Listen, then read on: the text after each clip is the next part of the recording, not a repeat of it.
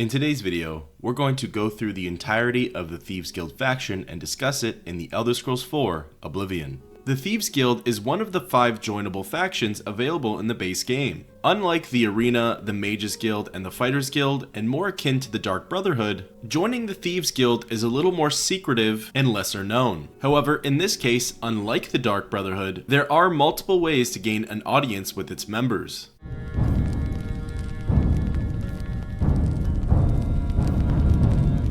In fact, there are 3 different ways we can learn about the meeting spot for the Thieves Guild. The first one is rather simple, and we just have to go to jail. This can be done by committing any crime and getting caught by the guards. It's all over, lawbreaker. Your spree is at an end. I'll take any stolen goods you have. The next move is yours. Pay your fine, or I'll haul you away. We agree to getting hauled away and go to jail. Hope you rot, criminal scum. We're brought to the nearest jail depending on whichever county we're in, and then all we have to do is serve our time by sleeping in the bedroll. Then we'll be brought back into the city, a skill will decrease, and life goes on. However, after a short period of time, or in our case, forcing a wait, we're approached by a stranger. Take this. It's from a friend. It's a very ominous and discreet interaction, and trying to speak with the messenger sounds like this. I don't have time to talk. We ask about the mysterious note. Hey, I don't read them, I just deliver them. And that's about as good as it gets. There are no more relevant dialogue options. So all that's left to do is to actually read this mysterious note.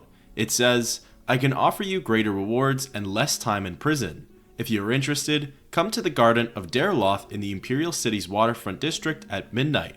Present this note and all shall be made clear. The Grey Fox. So this leads us into the second method for finding out about the Thieves Guild. Posted around town, we'll see various wanted posters. Getting a closer look at them, we see that it says wanted, obviously, and then there's also a man wearing a grey cowl with Daedric inscriptions. Underneath it, it says the Grey Fox. Wanted for theft, embezzlement, forgery, pickpocketing, counterfeiting, burglary, conspiracy to commit theft, grand larceny, tax evasion, slander, fraud, perfidy, and impertinence. It also says, description, wears a grey cloak that conceals his appearance, presumed male and Colovian, height between 5 and 6 feet, normal weight, hair, and eye color are unknown. Any citizen with information should contact the Imperial Watch. Issued by Watch Captain Hieronymus Lex. Either by reading that wanted poster or by receiving the Black Horse Courier article, a new conversation topic for the Grey Fox should pop up. Do I know you? We ask about Grey Fox.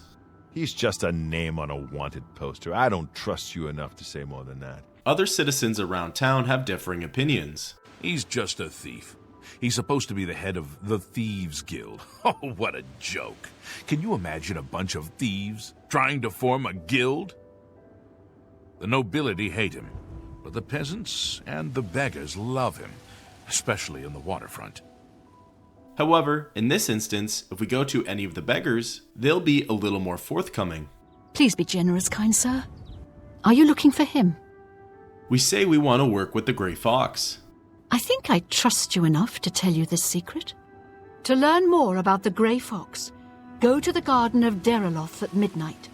Look in the waterfront district of the Imperial City. I can say no more. The third and final way to hear about the Thieves Guild meeting is to travel to the city of Breville. Whilst here, we might come across an Argonian named City Swimmer. Speaking with her sounds like this. Does anyone see City Swimmer? Is he gliding beneath the silver water? Is he creeping round a corner, hugging a wall, silent as a shadow in the dark? No, I am here. I stand proud before you, City Swimmer, trainer of the prospective sneaker, the sly sliding unseen. Here, we must ask about the city of Breville. Ha! Members of the Thieves Guild in our fair town? What makes you think that? Never! Absurd! Such fine law-abiding citizens are we all. Here, we respond with, gosh, Thieves Guild, what's that?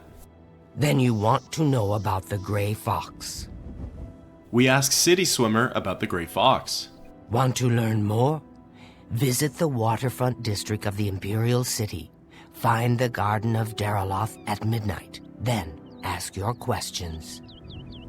Those are the three main methods we can use when it comes to finding the Thieves Guild. Interestingly enough, by simply overhearing the topic of the Grey Fox or by reading the wanted poster, that would still be enough to convince the Thieves Guild to allow us to join. That would be under the circumstance that we happened across the Garden of Deriloth at midnight and witnessed all of their members coming together.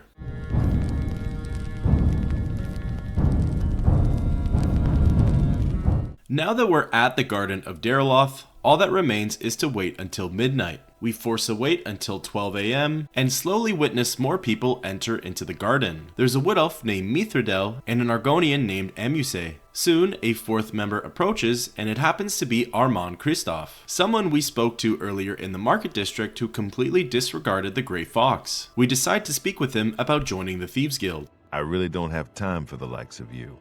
We ask him about the mysterious note. Ah, yes. Another scoundrel who served time in an imperial jail. The Grey Fox is offering you a chance to join the Thieves Guild. We ask him again about the Grey Fox. You say a beggar told you to seek me out? Good enough for me, then. The beggars are the eyes and ears of the Grey Fox. He is the King of Thieves in Cyrodiil. You could think of him as our guildmaster, although he would deny that title. Now, we ask about joining the Thieves Guild. Everyone is here. Let's begin. Each of you is seeking membership in the Thieves Guild. The Thieves Guild is not a myth. We are followers of the Grey Fox, and I am his doyen. Merely by finding me, you have passed the first test. It's unusual for us to have 3 potential recruits at the same time.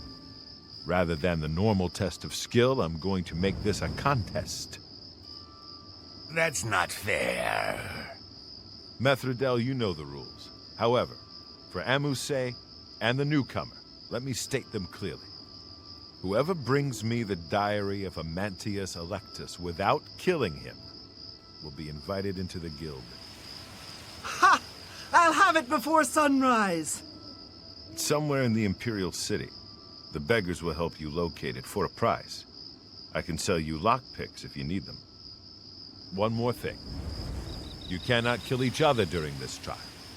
We may be thieves, but we're not murderers. It's at this point we get a quest update. The first one to retrieve a diary gets added into the Thieves Guild. The race is on. Mithridel bolts off from the garden, and Amuse stands around pondering where to go. Meanwhile, our compass is pointing us out to the nearest beggar, Puny Ancus. We wake him up and speak with him. I can eat for a day with a single coin.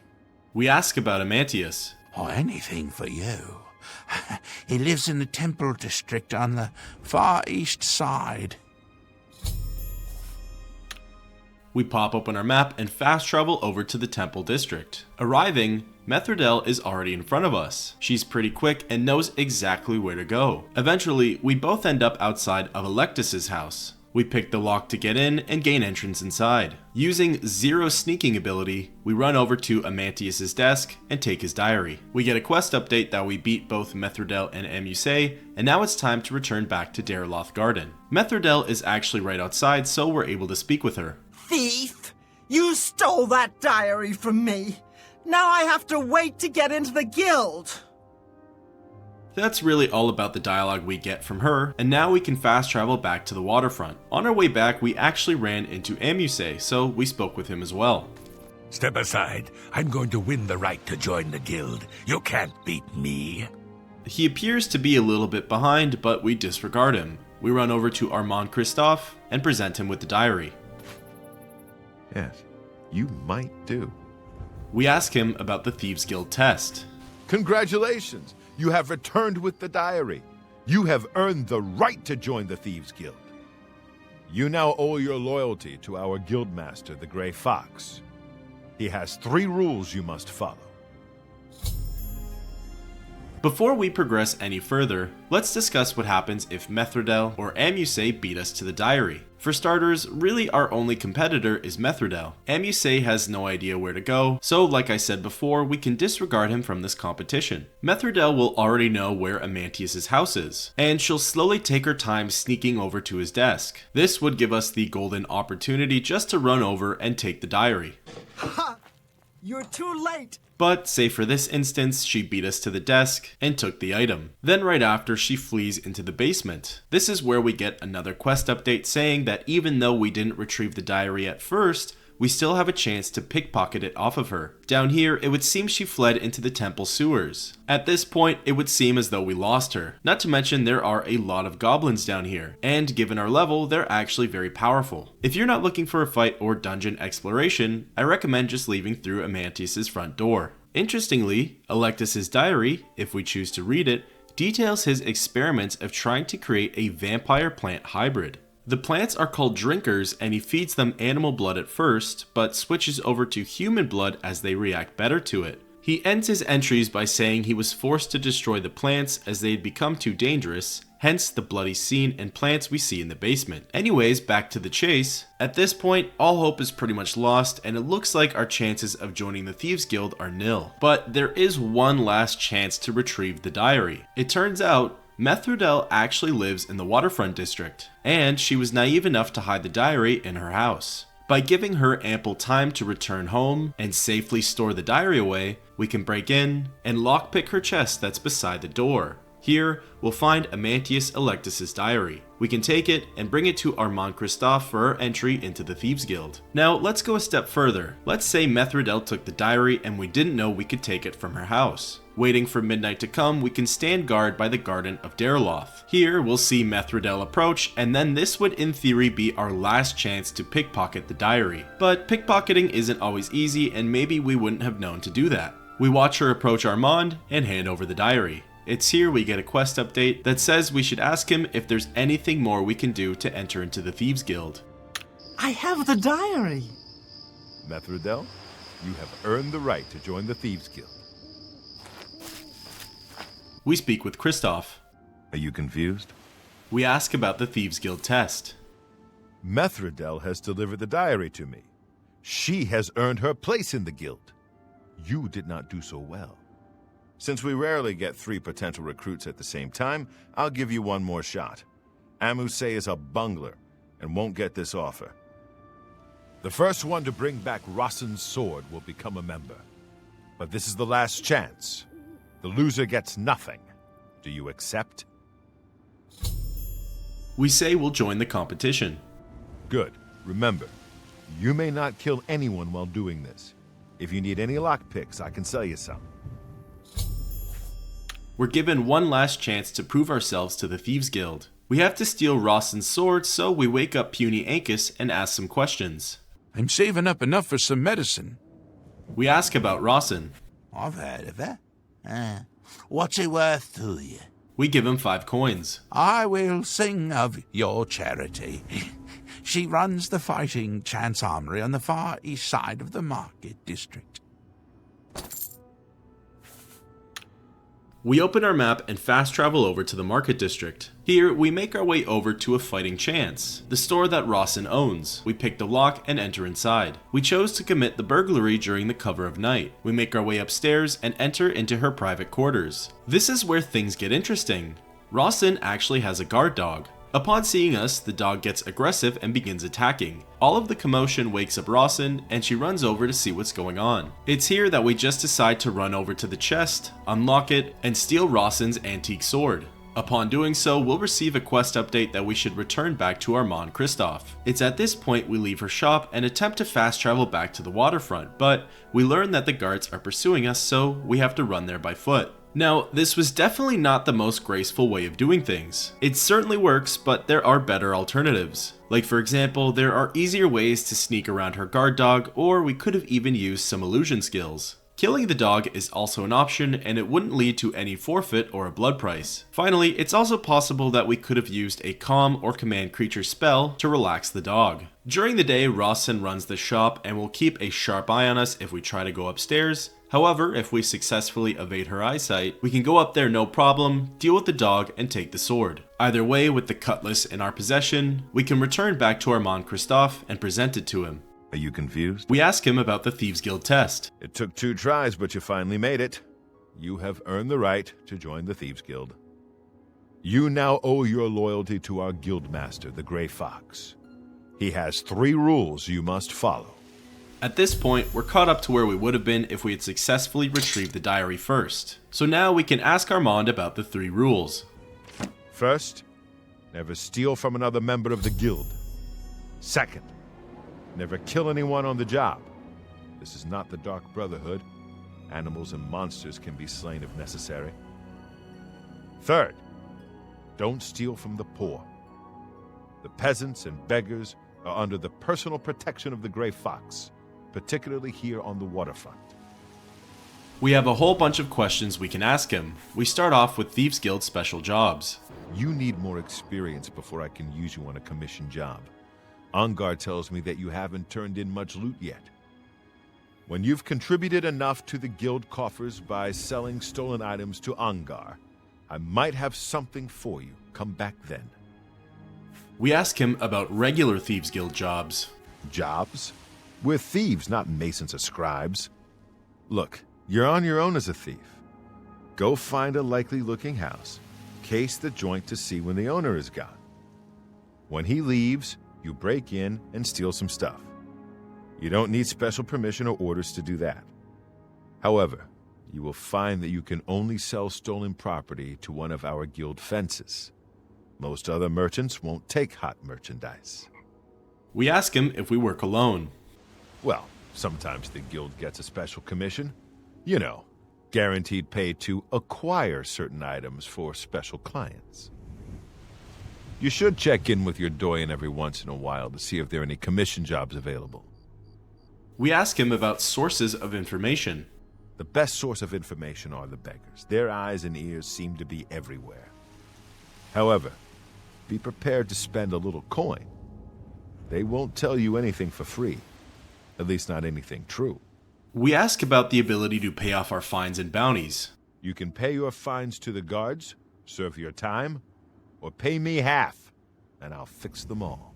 We ask about Hieronymus Lex. He's a captain of the Imperial Watch. He is pursuing a personal vendetta against the Thieves Guild and the Grey Fox. 2 years ago, I made a fool out of him when he tried to arrest me. Lex has never forgotten it. We ask again about the Grey Fox. He's been around forever. It must be 300 years or more since he took charge. I'm not sure he's even human. We go into specifics about the Thieves Guild, asking what a doyen is. The doyen are the hands and eyes of the guildmaster. You take your orders from them, you get your favors from them.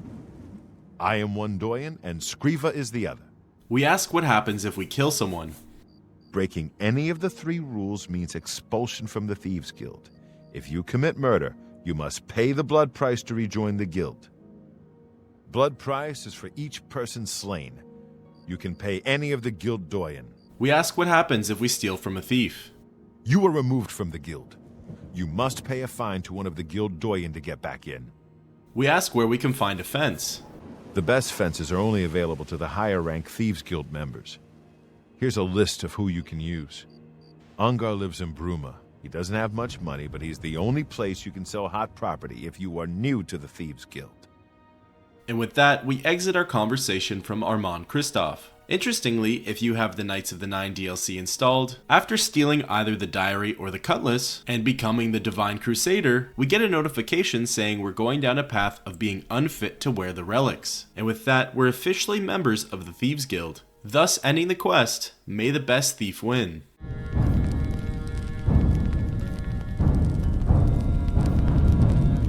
As mentioned by Armand Christophe, we need to fence about 50 or so gold worth of stolen items in order to receive our first special job. We look around the waterfront for a place to break into, and we go with the Imperial Trading Company office. We mostly come across cheaper items. We find food, lockpicks, repair hammers, clothes, cloths, just overall smaller score that won't really add up to much in the end. This is when we get the idea to go over to the market district. We pay a visit to Red Diamond Jewelry and break in. Here we come across way more valuable items. This will surely be enough to get us over that 50 gold mark and even potentially that 200 gold mark. After breaking into all sorts of display cases and counters, we leave Red Diamond Jewelry and fast travel over to the city of Bruma. Here, we wander over to Ongar's house and speak with our fence. I see you are with the Grey Fox. Do you need a fence?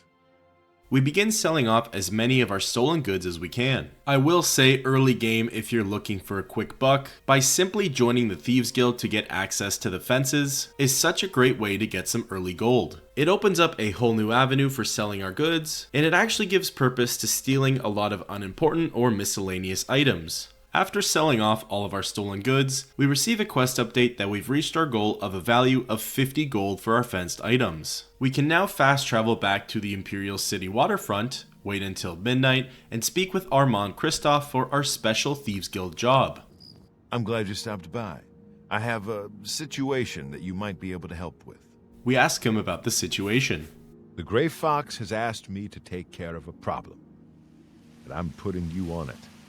Hieronymus Lex actually collected taxes from everyone living here on the waterfront. Your job is to recover those taxes. Are you up for it? We remark that this seems a little noble for thieves. The people of the waterfront are very poor. Traditionally, the city has not collected taxes from them, even though by law they could. The money the city would collect would barely cover the cost of collecting. The Grey Fox has always guaranteed protection to the poor of the waterfront. He doesn't want to let this injustice stand. It's a matter of principle. We ask who Hieronymus Lex is. He is a fool of a captain in the Imperial Watch. He's a real law and order type. He has a grudge against the Thieves Guild and the Grey Fox in particular. Lex has made it his personal mission to capture him. The Grey Fox has led our guild for over 300 years now. He has always guaranteed protection to the poor of the waterfront. We ask why the Grey Fox cares. The Grey Fox has led our guild for over 300 years now. He has always guaranteed protection to the poor of the waterfront. We let him know that we agreed to do the job. Good. Find out where he's keeping the taxes and bring them to me. I'll also need the tax records of what each citizen paid so we can return it. Exiting the conversation, we take a look at our map and see that we need to go to the Temple District of the Imperial City. From here, we run into the eastern corner and enter into the South Watchtower. So we're actually allowed to be on the ground floor. This is open to the public. Where it gets tricky is we take the ladder up into the guard barracks. There are guards sleeping, there are guards getting ready for patrol, and upon seeing us, they confront us and tell us that it's time to leave. So there are multiple ways of getting through this quest. The first way consists of just bull rushing up the ladders. There are 2 sets of barracks that we need to get through. Fortunately for us, the second set had no guards posted. And from this area, we can pick the lock and go up to the watch captain's quarters. Again, we use speed over sneak and break into Hieronymus Lex's desk. From here, we take the tax forms as well as the gold. And as far as the guards know, we didn't steal anything, and we didn't overstay our welcome, so we're able to leave scot-free. This is one method which absolutely works, and we walk away with the quest items. However, if we want to do this the more strategic way and get some experience under our belt, we can wait until any time between 9 and 11 AM or PM, and we can re-enter into the watchtower and make our way back up to the barracks. The guards will have went on their patrols, and all that remains are sleeping watchmen. The only thing is now we have to be careful not to wake any of them up with our loud footsteps, so we ensure that we're sneaking around and have our slow movement on. As it is between 9 and 11 AM, Hieronymus Lex is no longer in his private quarters, meaning it's really easy to break into his desk and steal the items. From here, we can leave the way we came in, being just as careful not to wake anybody up. Once we've left the watchtower, we can take a peek at those tax forms and see just how much gold was stolen, and from whom. The waterfront tax records list a lot of different names. We see those familiar to us, some being beggars, others being members of the guild themselves. Some of them are names we don't recognize as well. All of them have just how many coins were taken from them beside their name, so it'll make giving back that much easier. Interestingly, there are 2 members of the guild who didn't have to pay anything. One is Hillod Empty-Handed, and it says he thrashed, which we're not quite sure what that means. And the other is Mavrina Arano, the dark elf who gave us the message about the Thieves Guild to begin with. She was exempted, and again, we're not entirely sure why. Either way, with quest items in hand, we fast travel back to the Imperial City waterfront. From here, we go to the Garden of Deriloth, wait until midnight, and speak with Armand Kristoff. Have you recovered those taxes? We hand them over. The Grey Fox will be very pleased. We will make sure this gets back to the people. Can you believe that fool even bothered to collect this paltry sum? You can keep it. I merely wanted the Watch to know they went too far. I think it's time to promote you to Footpad. Congratulations on your new guild rank. We exit the conversation and receive a notification that we've gone too far and can no longer wear the Crusaders' relics for the Knights of the Nine, showcasing that our infamy has grown too much. On the bright side, the total amount that we fenced to Ongar has surpassed the 100 gold mark, meaning we're ready for our next special job.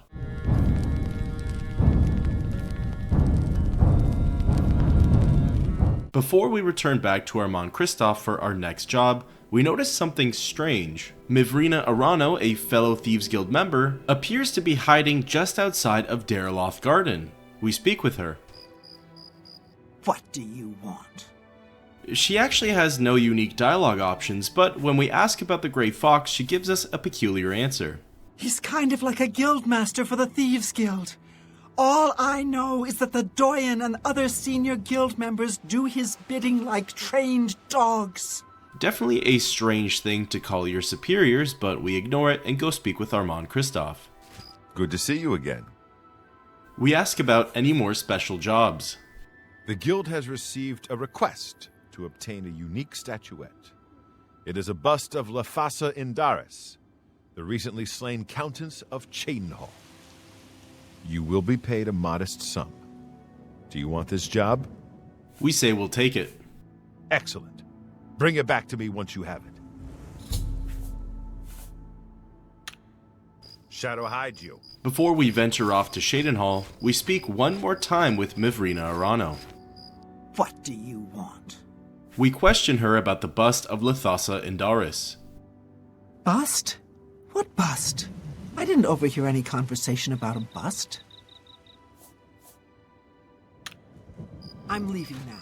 Again, another really strange conversation, but we have business to take care of. We fast travel over to Cheydinhal. Here, our compass points us to one of two beggars. We can either speak to luckless Lucina or Brucius the Orphan. Lucky for us, both were side by side walking with one another, so we chose to speak with Lucina. I'm saving up enough for some medicine. We ask about the bust of Lethassa Indaris. Sure, I've heard about it. What's it worth to you? We toss over 15 septims. Count Indaris recently commissioned a bust of Lethassa. They say the elves carved it. He put it near her tomb in the chapel undercroft. He also posted a guard so that her tomb wouldn't be disturbed. Used to be anyone could visit her, but now it's off limits to the public. There's a rumour going around that the undercroft may be haunted. Our quest updates and points us in the direction of the chapel. We head on over and enter into the halls of Arche. From here, we descend down the steps and pick the lock leading to the undercroft. This is where the sneaking begins. We see an Altmer guard patrolling the crypts. Her pathway isn't too complicated though, and it's fairly easy to stay out of her way. She stayed on the other side of the undercroft for quite a bit, and that gave us ample time to reach the bust of Lethassa Indaris. Picking it up, we received a quest update that we can return back to Armand Kristoff. From here, all we have to do is make our way back into the central room and ascend back into the main floor of the chapel. Now, where this quest becomes incredibly easy is if you have the Knights of the Nine DLC installed. By speaking with the Prophet and becoming a pilgrim in the faction, being down here isn't actually considered trespassing. Moreover, the chapel guard doesn't react to our presence. Have respect for the dead while you are down here. This means that so long as she doesn't see us take the bust of Lethassa, we're free to move around without sneaking, and are able to steal it so long as she's not looking at us. Another interesting occurrence that happens is that if we decide to loot Lethassa's tomb, the spirit of the dead countess will come back to haunt us. And in this instance, the chapel guard will be alerted and will be caught in the act of stealing the bust. It's probably better just to leave the loot alone, as fighting off the Countess's spirit isn't worth it. If you're finding it tricky taking the bust, there are a few techniques we can use to help us. The first one is by actually triggering Lethassa's spirit. Using line of sight, the spirit will attack the chapel guard and in turn kill her. From here, we would take the bust and simply run away. Another technique is allowing the chapel guard to see us. She'll become aggroed and chase after us. From here, we grab the bust, run back out into the city, and find the nearest guard. the guard will actually be on our side and begin attacking her. The guard will most likely be the victor, and the chapel guard will be taken care of. The final method would be to use some sort of calming spell. While the chapel guard is in a trance and relaxed, we can take the bust and make a quick escape. Either way, once we have the statuette of the Countess, we can return back to the Imperial City waterfront. Whilst here, we see an excess amount of guards running around in a frenzy. Getting in close, the guard can barely ask a question before we get a quest update. It tells us that the Imperial Watch is actually looking for Armand Christophe. We don't know where he is either, yet we need to find him to turn in this bust. Don't worry. We'll get him. Any sign of Armand Have you seen Armand Christophe? No sign of him. Can you tell me where Armand Christophe is hiding? Have you seen Armand Christophe? We're suggested to ask around our fellow guildmates. Before we even get the chance to do so, Methredel comes running from around the corner and frantically speaks with us. Thank goodness I found you. I assume you know that Hieronymus Lex has issued an arrest warrant for Armand Christophe. We ask where he is. He is in hiding. Armand is accused of stealing the bust of Lathasa Indaris from Cheydinhal. They say Count Indaris himself filed the charges. We ask what we do with the bust. There never was a client that commissioned the guild to steal Lathasa's bust. Armand used you to flush out an informant that infiltrated the guild. We ask who the informant is. Mavrina Arano. Now Armand needs your help to neutralize her. You're going to pin the theft of the bust on Mavrina. She lives in the waterfront. We ask how. Plant the bust in her cupboard. Make sure she doesn't see you. Then go tell Hieronymus Lex that she is the thief. He probably won't believe you, so you may have to persuade him. Hopefully you will at least go and check it out. Shadow hide you. It all makes sense now, why Mavrina Arana was hiding in the bushes, eavesdropping on our conversation with Armand Christophe, as well as why she was exempt from the tax collection. She was actually working with the Imperial Watch the whole time. We make our way over to her shack on the waterfront when we spot Hieronymus Lex himself doing some patrols. We decide to speak with him to see what he says. No sign of him. Can you tell me where Armand Christophe is hiding? What do you want? Can't you see I'm in the middle of an investigation? We inquire about the bust. You know where the bust is hidden? But we have to backtrack. Then you are wasting my time. We can now make our way over to Mavrina's house and break inside. From within, Mavrina is actually sleeping, which makes our job a little easier. We sneak over to her cupboard, interact with it, and place the bust inside of it. From here, we can exit her shack and speak with Hieronymus Lex one more time. What do you want? Can't you see I'm in the middle of an investigation? This time we tell him Mavrina has the bust. Your credibility is suspect. You'll have to do better than that to persuade me. Unfortunately, here we have to grease him up with some septums. Once that's done, we try again. Are you sure? That can't be right. She doesn't seem to be the type. We tell him it's in her cupboard. I don't believe you, but I'll have to check it out anyway. If you are right, there will be hell to pay. You will have to come along. Together, we go over to Mavrina's house and enter inside. Hey, what are you doing? This citizen is accusing you of stealing the bust of Lathasa from Cheydinhal. I even found the bust in your cabinet. What do you have to say? Fool! You've just exposed me to the Thieves Guild! That citizen is actually the guild member that was hired to do the theft! Regrettably, I have no further use for you. If what I heard is true, you are the thief. If what you say is true, the Grey Fox knows you are my informant. Either way, it's over. You didn't really think I'd trust the likes of you for very long. But I've been loyal to you. I've reported everything that Armand has done. You can't just toss me aside like a soiled cloth. Yes, I can. You are under arrest for the theft of the bust of Lathasa Indaris, Countess of Cheydinhal. Come with me. It's here we receive a quest update saying that with Mavrina's arrest, it's now safe to meet Armand Kristoff at midnight once again. Hieronymus hauls away the traitor and she's seemingly locked up for good. At this point, we can wait until midnight, and we see that our faithful Doyen has returned. We speak with Armand. With your help, I uncovered the informant that had compromised the Thieves Guild. I know I used you in this matter with the Lathasa's bust, but I couldn't be certain that you weren't working with Mavrina. Here's the reward you were promised. Even though the bust is gone, you've earned it. I'm also promoting you to the guild rank of Bandit, which will let you use Darji of Leowin as your fence. Good work.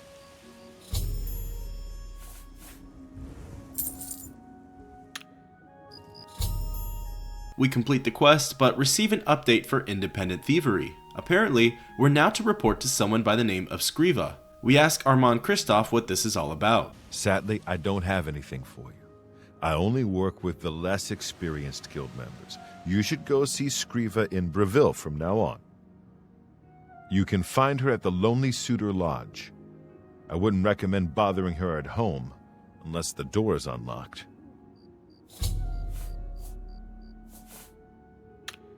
Before moving on, we decide to see if we're able to pay a visit to Mavrina. Opening our map, we fast travel over to the Imperial City Prison. From here, we enter inside of the Bastion and speak with the jailer. You're out late, sir.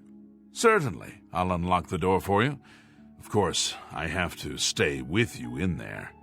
And wouldn't you know it, heading on down there and peering at the first gate on the right, we see our good old friend Mavrina. Right now, she isn't close enough to engage in conversation, so we use console commands to enter inside of her cell. And most unfortunately, she doesn't have any unique dialogue for her circumstances. But nevertheless, it is a really cool detail that we can visit her in the prison. Now, as a bandit, we've gained access to Darji the Fence in Leowin, and we can now report to Skriva in Breville. We move on to our next adventure.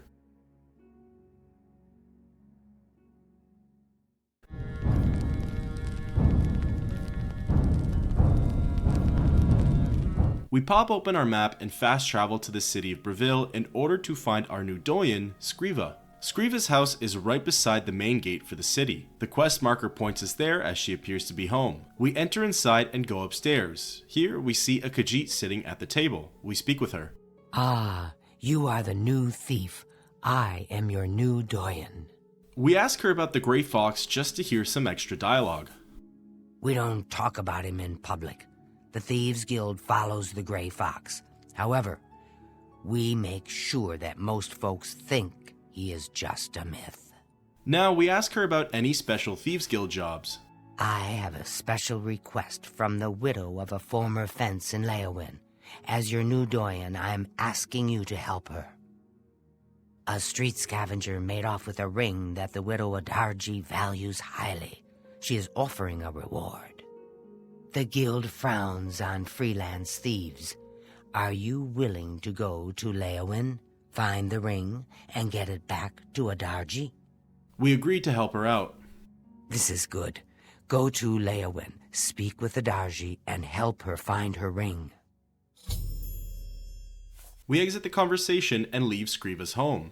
From here, we pop open our map and fast travel over to the city of Leowin. Our quest markers point us to two beggars. We decide to go over to D the Scalawag and speak to him. I'm so hungry. We ask about Adarji. She lives on the west side of town. She is fond of the Three Sisters Lodge in the evening, but takes her midday meal at the Five Claws.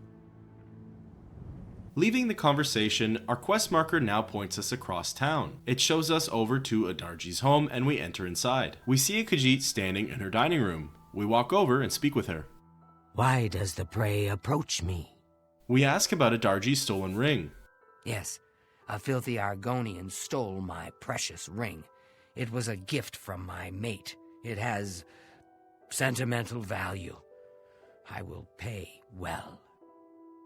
The stupid lizard hunts with the name Amusai. Find him, find my ring. Make him suffer, kill him, and I will be pleased. We tell her the guild frowns upon killing. Stupid guild rules. He is only an Argonian. He is less than human and much less than Khajiit. If you must spare him, at least make him suffer.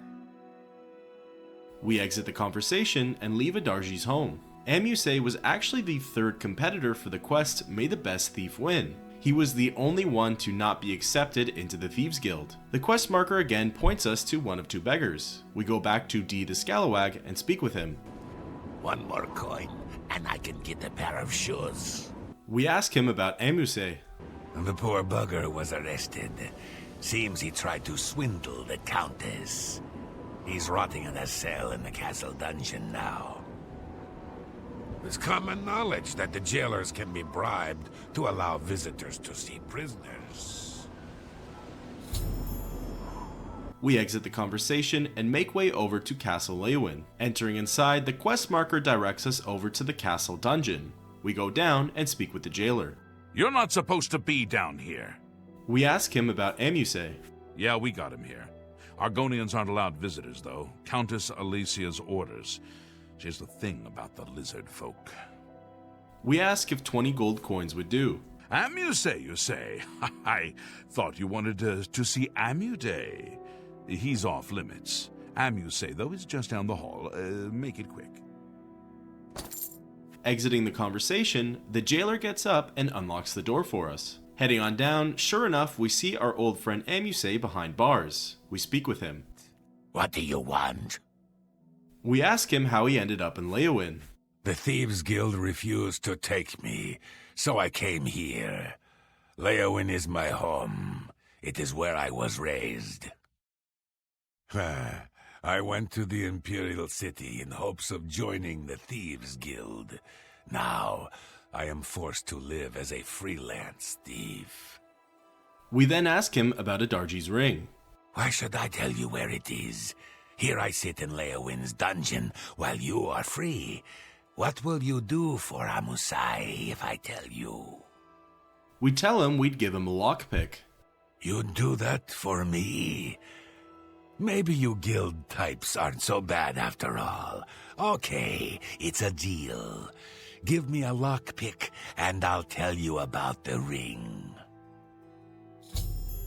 We hand it over. Sunlit freedom. Yes, I stole that ring from Adarji. When I went to sell it, the fence told me I was too hot for him. He showed me an inscription on the inside, to Alessia. That had to be the Countess of Leywin. The damn ring was stolen property. Well, I figured I would ransom it back to the Countess, except she tricked me. I was arrested for theft, and she kept the ring. The Countess rarely leaves the castle. Good luck getting it back. Exiting the conversation, the plot thickens a little bit for this quest. It turns out the stolen ring that we're supposed to retrieve was already stolen, and Amuse, who did steal the ring a second time, pulled a really dumb move by trying to sell it back to its original owner, the Countess of Leywin. We're directed back up into the county hall. The quest marker has us leave the castle, but before we do, we decide to speak with the Countess. What do you want? We ask about the recovered Caro family ring. I don't answer questions about royal jewellery from riffraff like you. It's here we bribe and charm the Countess to get a better response. Yes. After all these years, I have my ring back. I wear it all the time now. Of course not when I sleep. I am a proper lady after all. Our curiosity piqued, we exit the conversation and speak with the Count. I'm sure you have many pressing affairs. I won't keep you. He also needs some bribing and charming before he talks. Oh, the Countess is very happy to have her ring back. I don't think she's taken it off for days. If you want to hear the whole story, talk to Lidara. We ask him about finding Alessia Caro. Morning, she is at the town chapel. At the castle, she hosts the evening meal at 8. She retires sometime after 11. She travels to Coral on the Ides of every month. Don't even try to find her between the 15th and the 17th.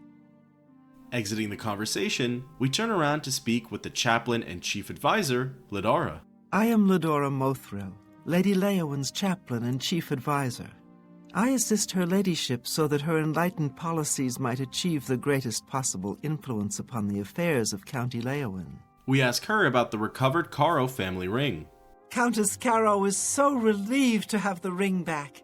It's been missing for many years. She wears it constantly. Well, not all the time. I mean, she puts it in her jewelry box for baths and at night. No proper lady would wear her jewelry to bed. Exiting this conversation, we've heard all that we need to. Before going any further, we decide to go back to Adarji's house. We want to inform her of the current whereabouts of the ring. We enter inside and speak with her. Why does the prey approach me? We tell her about the ring. Does the hunter have this one's ring? We tell her Amuse tried to sell it. Amuse tried to sell it to Alicia Caro. Ah, stupid lizard. Adarji uses the ring much more wisely. I use it to collect and sell information. That ring can be used to read private messages the Count writes. Get me that ring. Steal it from Alicia Caro if necessary. Just bring me the ring. I will pay double. By informing Adarji about Amuse's attempts at selling the ring, she actually offered to pay us more gold if we were to retrieve the heirloom. We also learned that this ring has the capabilities of reading the Count's private messages, which is actually pretty cool. I'd like to imagine that since both the Count and Countess have an extreme distaste towards beast folk, Adarji uses the ring honorably to see what they're up to. But more than likely, it's used to see what the next big score is. It's now time to go ahead and steal the ring. We enter inside of the Lord's private quarters. From here, we go to the first door on the right and pick the lock. While sneaking around, we just have to make sure we're out of sight from the guard doing his patrols. It's advised to wait until both the Count and Countess are asleep in their private quarters. Also notable is that the Countess is away every 15th and 17th of the month, so that would make stealing the ring on those days a little bit trickier. From here, we quietly sneak over to their nightstand and access Alessia's jewelry box. Now normally, the ring is supposed to be in here. However, for us, it wasn't. We even checked her inventory to see if she was a liar and that she in fact doesn't take off the ring while she sleeps, but it turns out she does. The ring was genuinely nowhere to be found. Now, according to the unofficial Elder Scrolls wiki, there's a whole plethora of reasons as to why the ring isn't in the jewelry box. And unfortunately, a lot of these glitches make it so we can't continue our adventure in the Thieves Guild. There's a whole number of potential reasons as to why this could have happened, narrowing down to minuscule ones like what side of the bed the Countess is sleeping on, who we spoke to first when we inquired about the Countess's ring, if she had left the castle during the month or not, etc. So, with full transparency, we use console commands in order to spawn the ring into our inventory. From here, we get a quest update that we can return back to Adarji for our reward. We're very careful not to interact with the patrolling guard. We decided to leave via the entranceway of the secret room. The secret room can be accessed through a separate part of the castle. There are a series of levers and false walls that need to be opened up coming from the other side. The most notable part of this secret passageway is the secret room itself.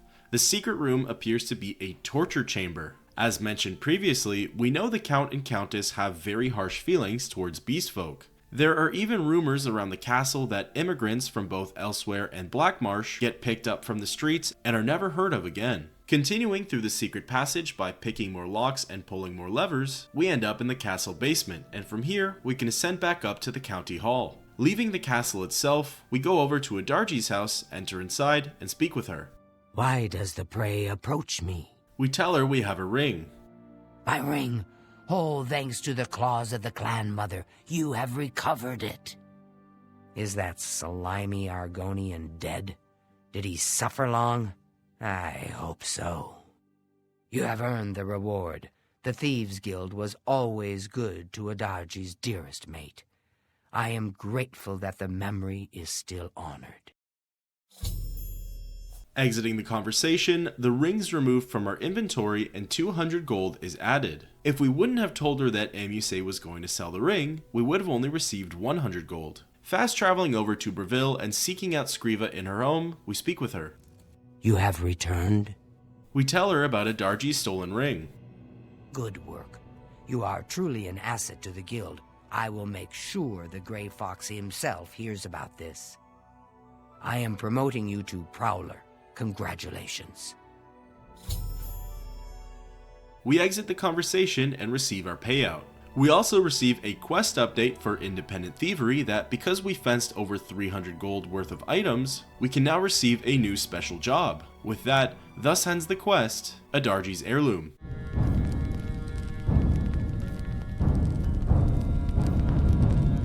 We return back to Skriva to ask about our next job. Amuse sends his regards. We ask her about special tasks. I have a small problem that you may be able to help with. The guild will even pay a reward. That buffoon, Hieronymus Lex, has invaded the Imperial City waterfront. Imperial watch guards from all over the city prowl the streets. We ask how bad it is. Hieronymus Lex has vowed not to leave until the Grey Fox is in custody. The fox is safe, but the Thieves Guild cannot do business like this. The poor of the waterfront are kindred to the Grey Fox and will not betray him. However, cubs soon get hungry. Soon someone will break.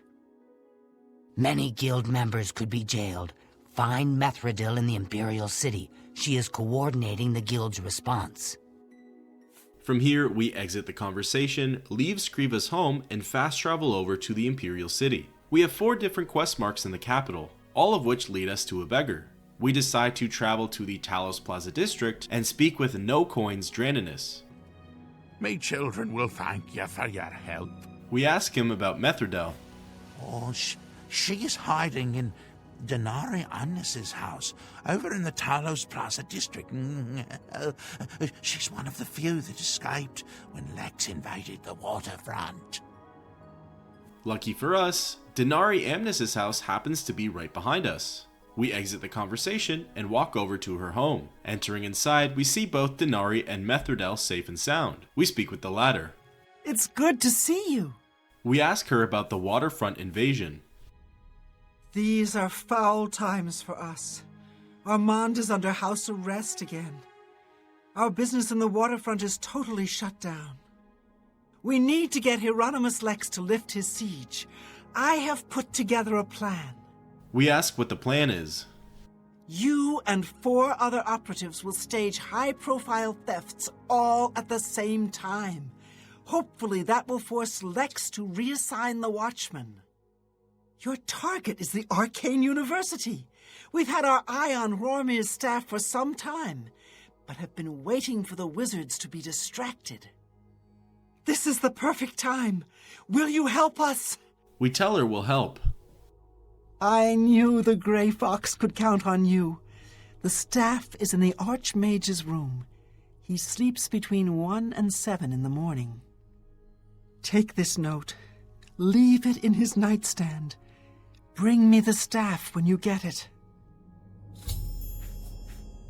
We exit the conversation and leave Denari's home. Our role in stopping the waterfront invasion is to steal from the Mages Guild. We quickly read the note from the Grey Fox. It reads, "It seems that security in the Arcane University is not what it used to be. In fact, that seems to be a problem all over the Imperial City. I would recommend that you get your guards back on duty unless you want more of your precious artifacts to go missing. The Grey Fox." So this is actually where the quest becomes really interesting. We have fully completed the Mages Guild questline, meaning the old Archmage, Hannibal Travin, is dead, and we're the new Archmage. This essentially means that stealing Rormir's ice staff is as simple as walking into our private quarters and taking the staff. It doesn't even count as stealing. And funny enough, we still have to leave the note from the Grey Fox in the nightstand for the Archmage to read. Once both of those tasks are effortlessly done, we can leave the Arcane University and fast travel back to Denari's home.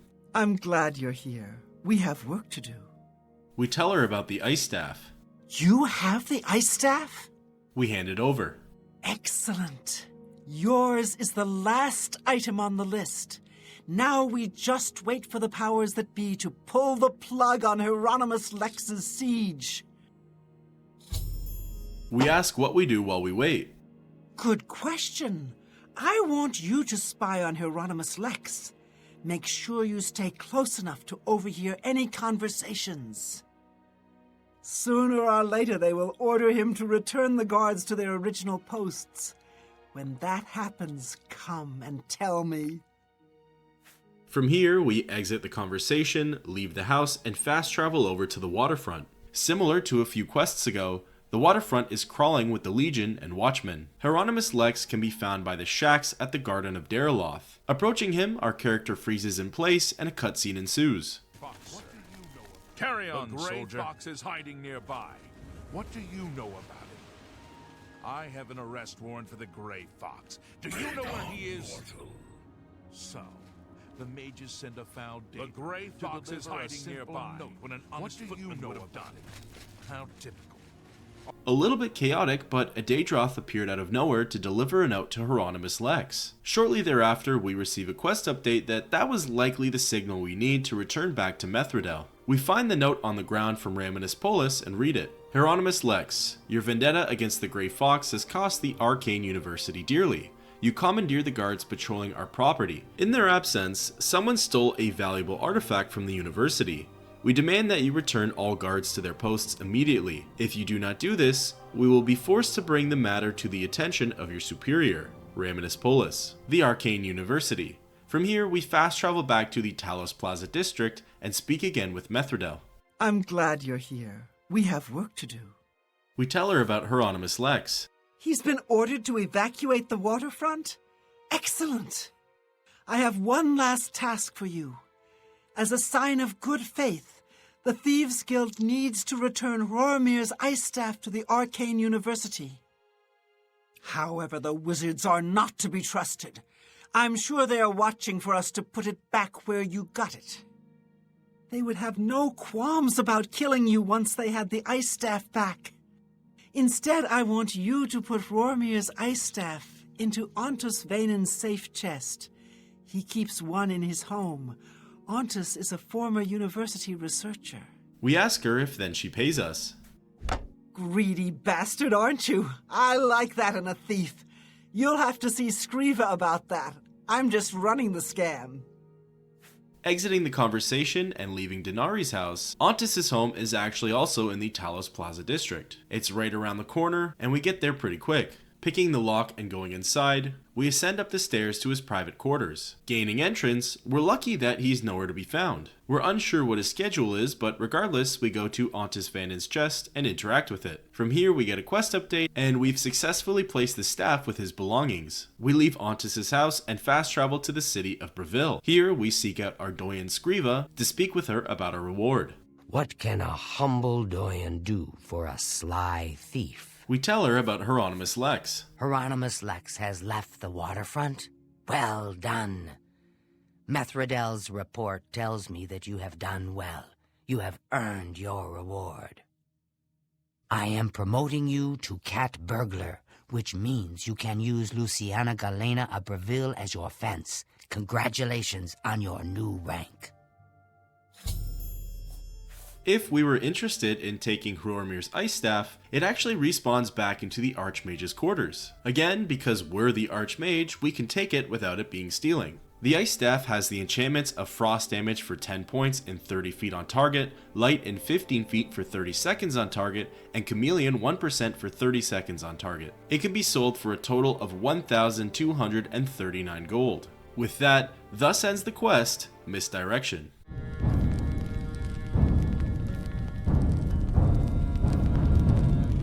We return back to Scriva in Breville and go inside of her house. Here, we ask her if there are any more special jobs we can partake in. You are a welcome sight in these troubling times. We ask about the tasks. You must do more to fill the guild's treasury before I can assign you commission jobs. Seek more loot. Keep the fences busy with your profits. Then we can talk.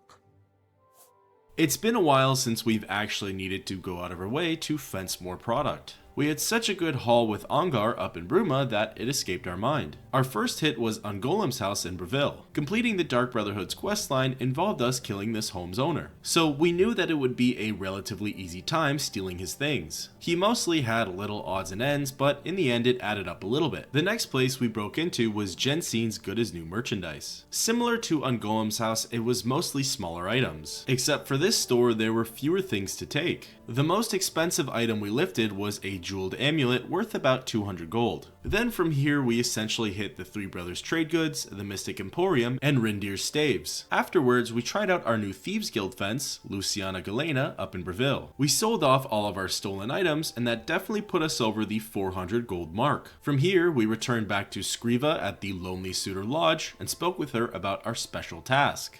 I have need of a very special book, The Lost Histories of Tamriel. The cat burglar Theranos was sent hunting in Skingrad for this book.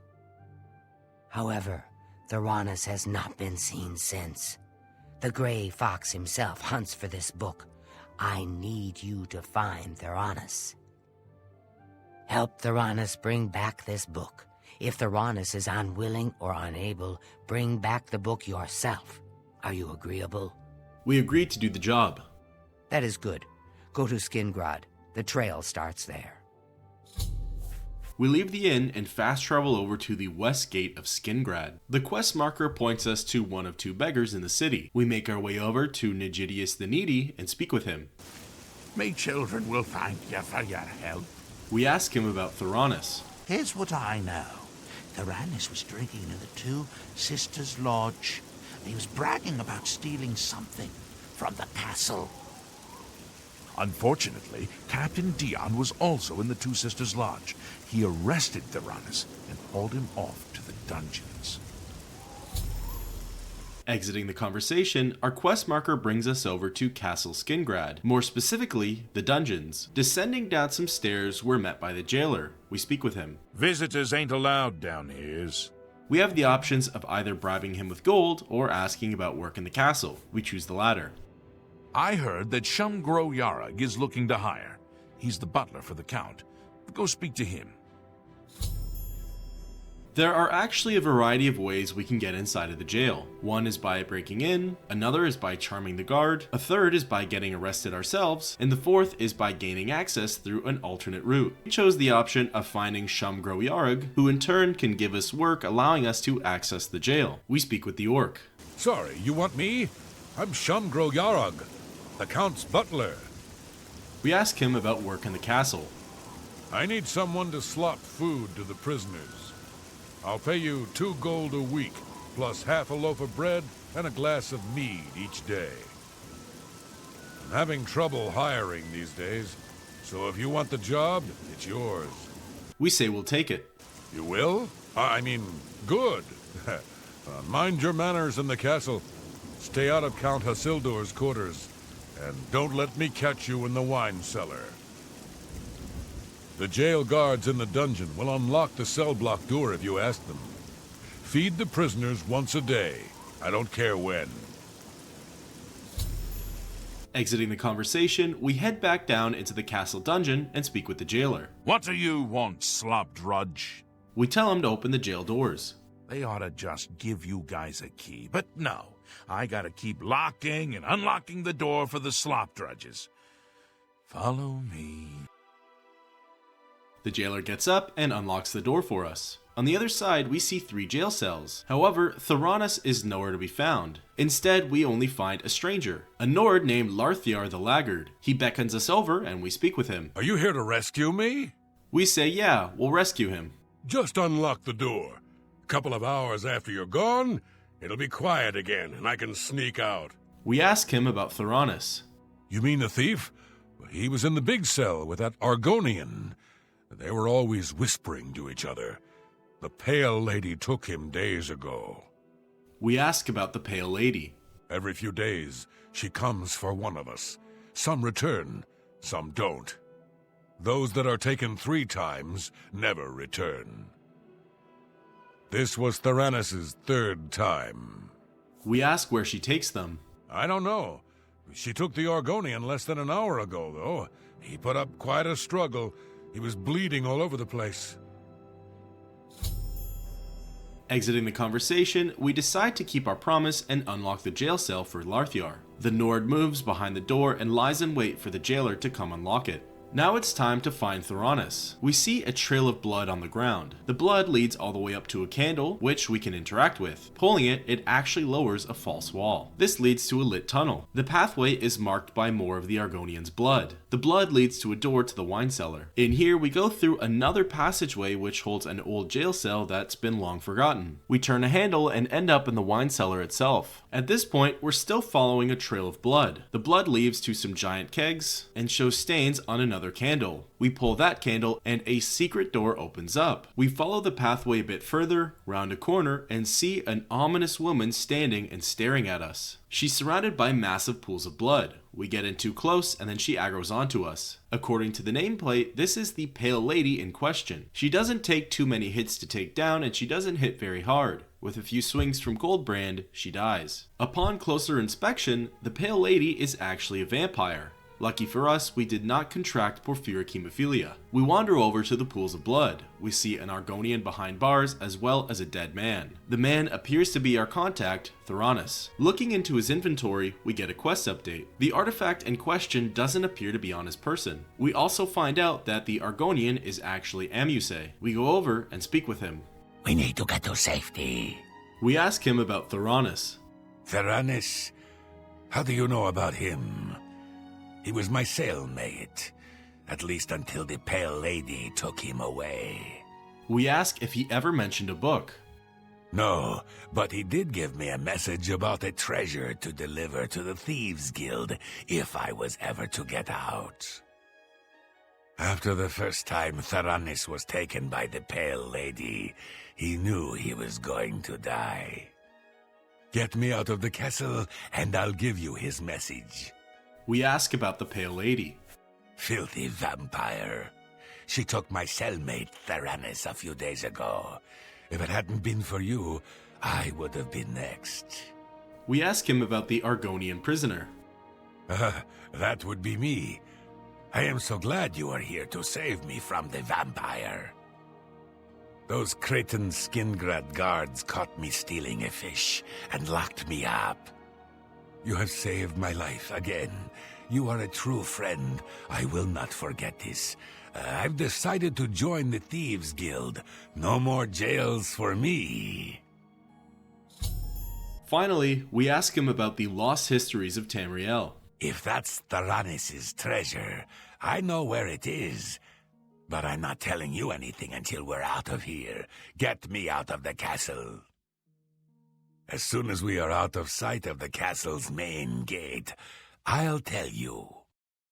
From here, we use one of the keys we looted off of the Pale Lady to let out Amuse.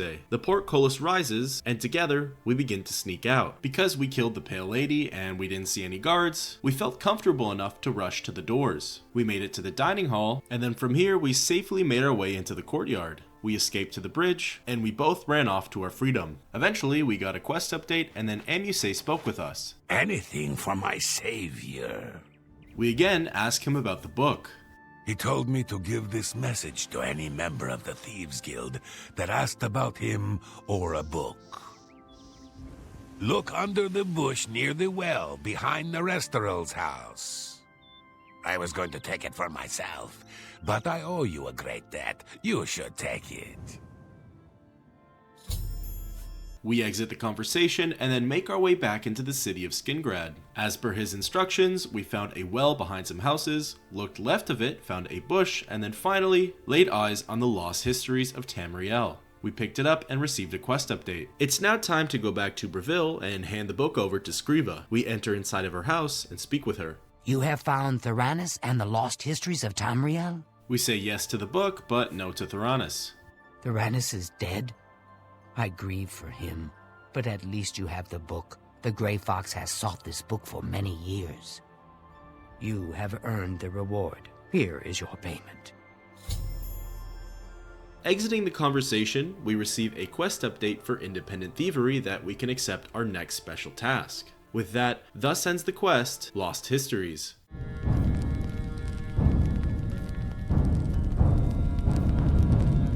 We return back to Scriva for our next job. The esteemed cat burglar honors me. We ask her about special tasks. Hieronymus Lex must be eliminated once and for all. The Gray Fox has asked that you do this personally. It is a most delicate matter. We ask what the plan is. Countess Umbernox of Anvil is hunting for a new captain of her guard. The Legion commander of the Imperial Watch sent her a list of candidates. The Gray Fox wants this list replaced with one that highly recommends Hieronymus Lex. From Anvil, he can do little harm to the guild. We ask where the letter is. The letter is currently in Steward Darahill's desk. She has lied to Lady Umbernox, telling her that the letter has yet to arrive. We ask why not kill Lex. We are thieves, not murderers. That is the province of the Dark Brotherhood. For reasons unknown to this one, the Gray Fox has extended his protection to the Umbernox family, and Lady Umbernox in particular. While Lex is a problem for the guild, his unwavering loyalty and resolve make him the perfect protector for Lady Umbernox. We ask how we forged the letter. You will have to track down one on your own. I don't know of any in Breville. With the forged letter in hand, sneak into the Legion commander's office in the Imperial City prison and seal it with his seal. Darahill cannot be trusted. You must deliver the letter to Lady Umbernox in person. Will you accept this commission? We agree to do the job. That is good. Remember, this is a mission of stealth, not blood. Your payment will be higher than normal to cover the expense of the forgery. Exiting Skriva's house, we fast travel over to the city of Anvil. We're again pointed out to one of two beggars. We approach penniless Olvis and speak with him. Please be generous, kind sir. We ask about Darahill's office. To be honest, I couldn't give you directions to any special room in the castle. Anyone in the castle can tell you, though. However, I'll tell you for free that there are many secrets in that castle. There are secret ways and secret people. Find the blacksmith. We're now directed over to Castle Anvil. We fast travel there and enter inside. We're directed over to the smithy. We go through that door and find the blacksmith asleep in his bed, Orin. We wake him up and speak with him. You must be the cat burglar I've been told to expect. Follow me. We follow Orin as he leads us into another room. All of a sudden, he comes to a halt by one of the walls and activates something. We get a quest update, and it turns out he opened up a secret passageway leading all the way up to Darahill's office. We speak with him for some more dialogue. I see you work with the Gray Fox. We ask him about the office. Looking for the steward, are you? Her office is in the private chambers, but she's not there much. You can find her in the audience chamber in the mornings. She dines with the Countess from evening's 8th bell until midnight. We get a quest update, but don't really pay it too much attention. We go through the secret passageway and pick the lock to the private quarters. Ascending up some stairs, we activate a movable pillar. This causes a false wall to lower, leading us into the castle corridors. We see a watchman standing guard just around the corner. If we had come from the most obvious way, he definitely would have posed as a problem. We pick the lock into a wooden door, which is presumably Darahill's office. From here, we go into her desk and take the list of candidates. We receive a quest update that now it's time to find a forger. We leave the way we came in and exit the castle. We're to seek out information from another beggar. We find Emus the doll at the Anvil dock and speak with him. One more coin, and I can get a pair of shoes. We ask about the master forger. Well, only because I like you. Look for a man known only as the Stranger. He lives here in Anvil, down the road from the Chapel of Tabella.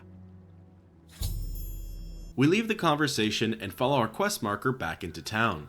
It leads us to a destroyed, run-down, abandoned house.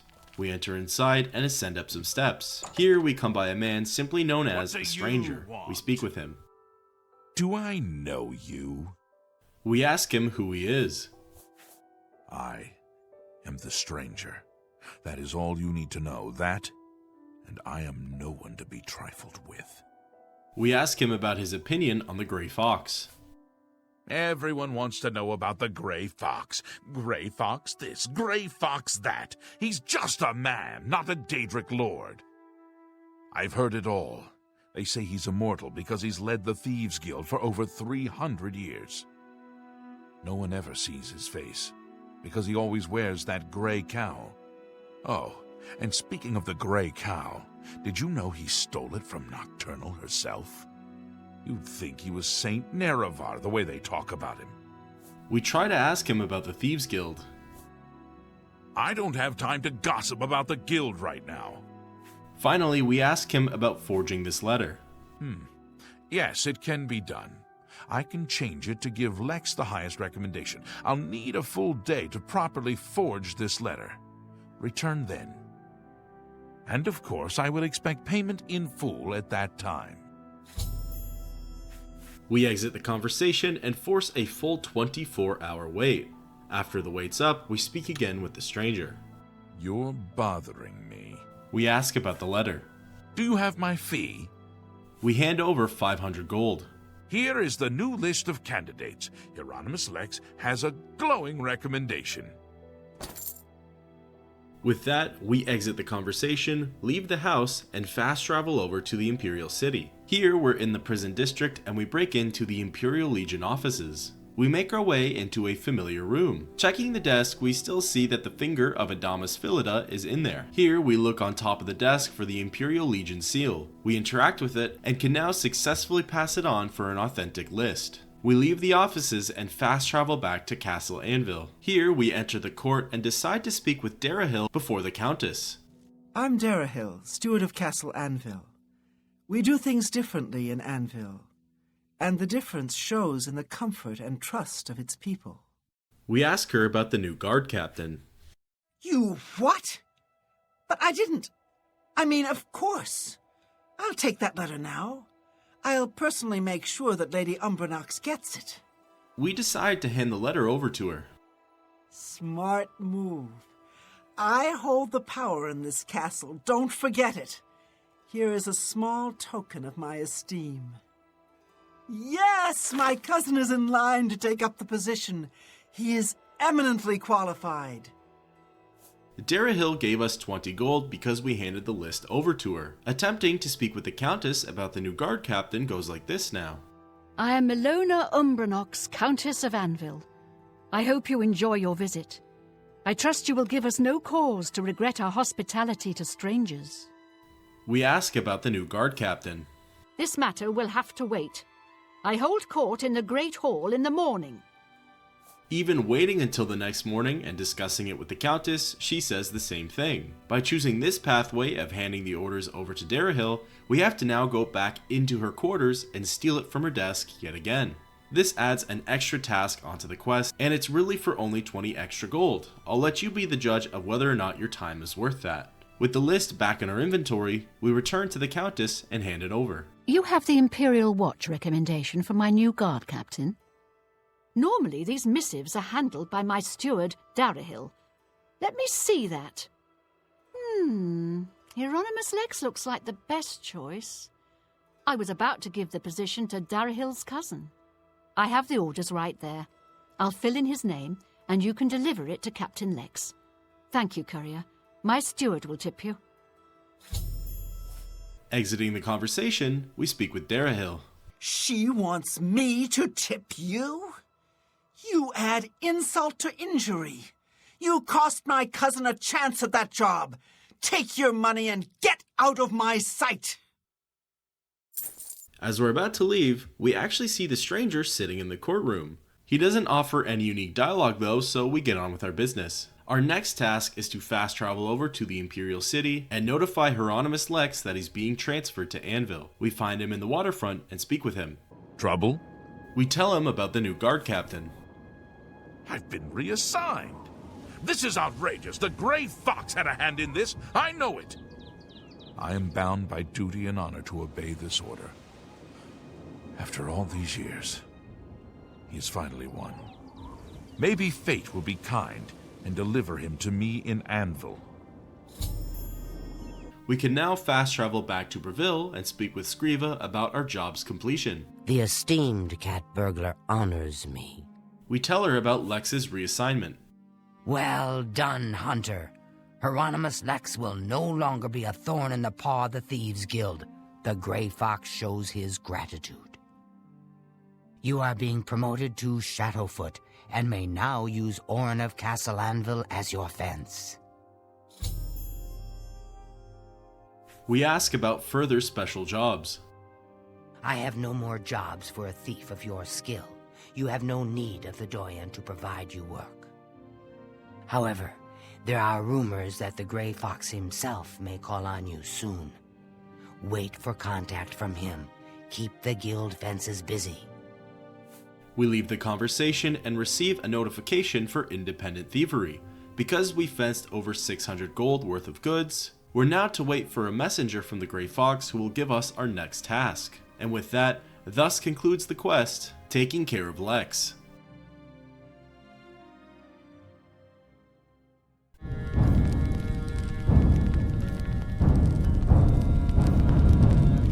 We decided to head over to the Imperial City as per our journal update for independent thievery. Because we fenced over 600 gold, the Grey Fox's messenger will find us quicker over here. We figure that the next best thing to do as well would be to force a wait. We set the timer for 24 hours, and as soon as we initiate it, it skips down to 1.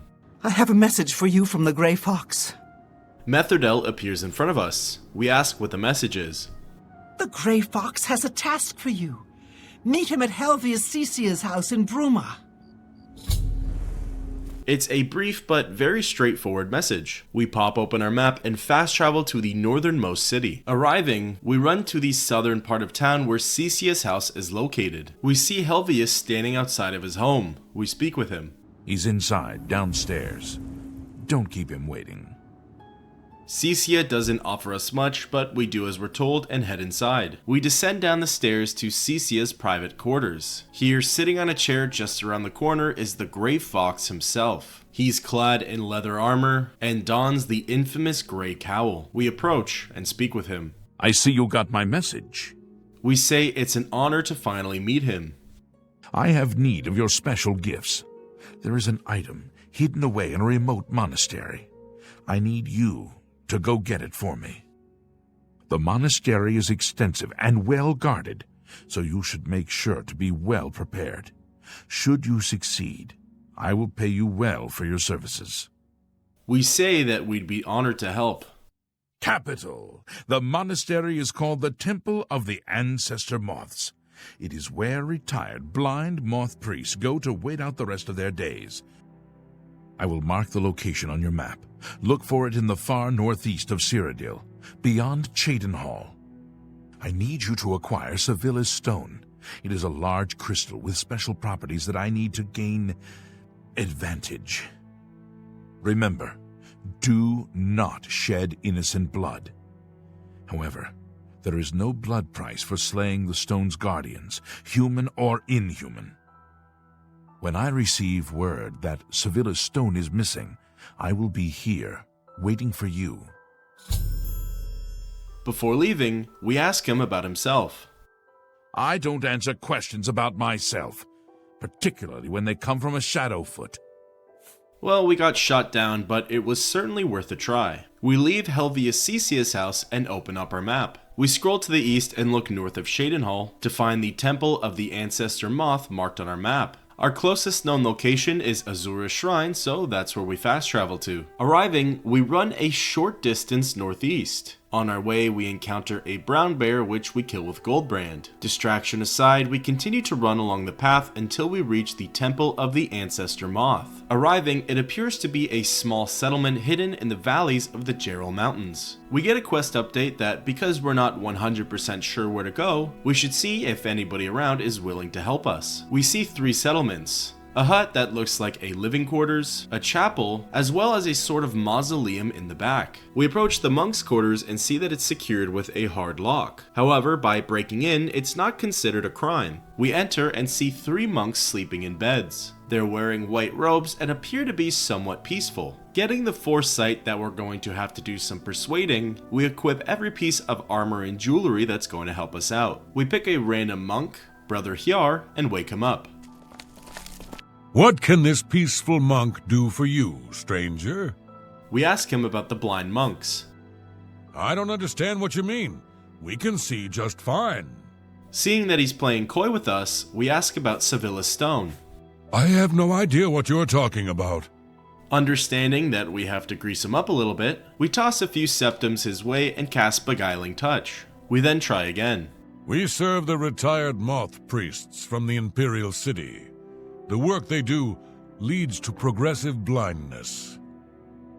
They live in utter darkness in the secret catacombs.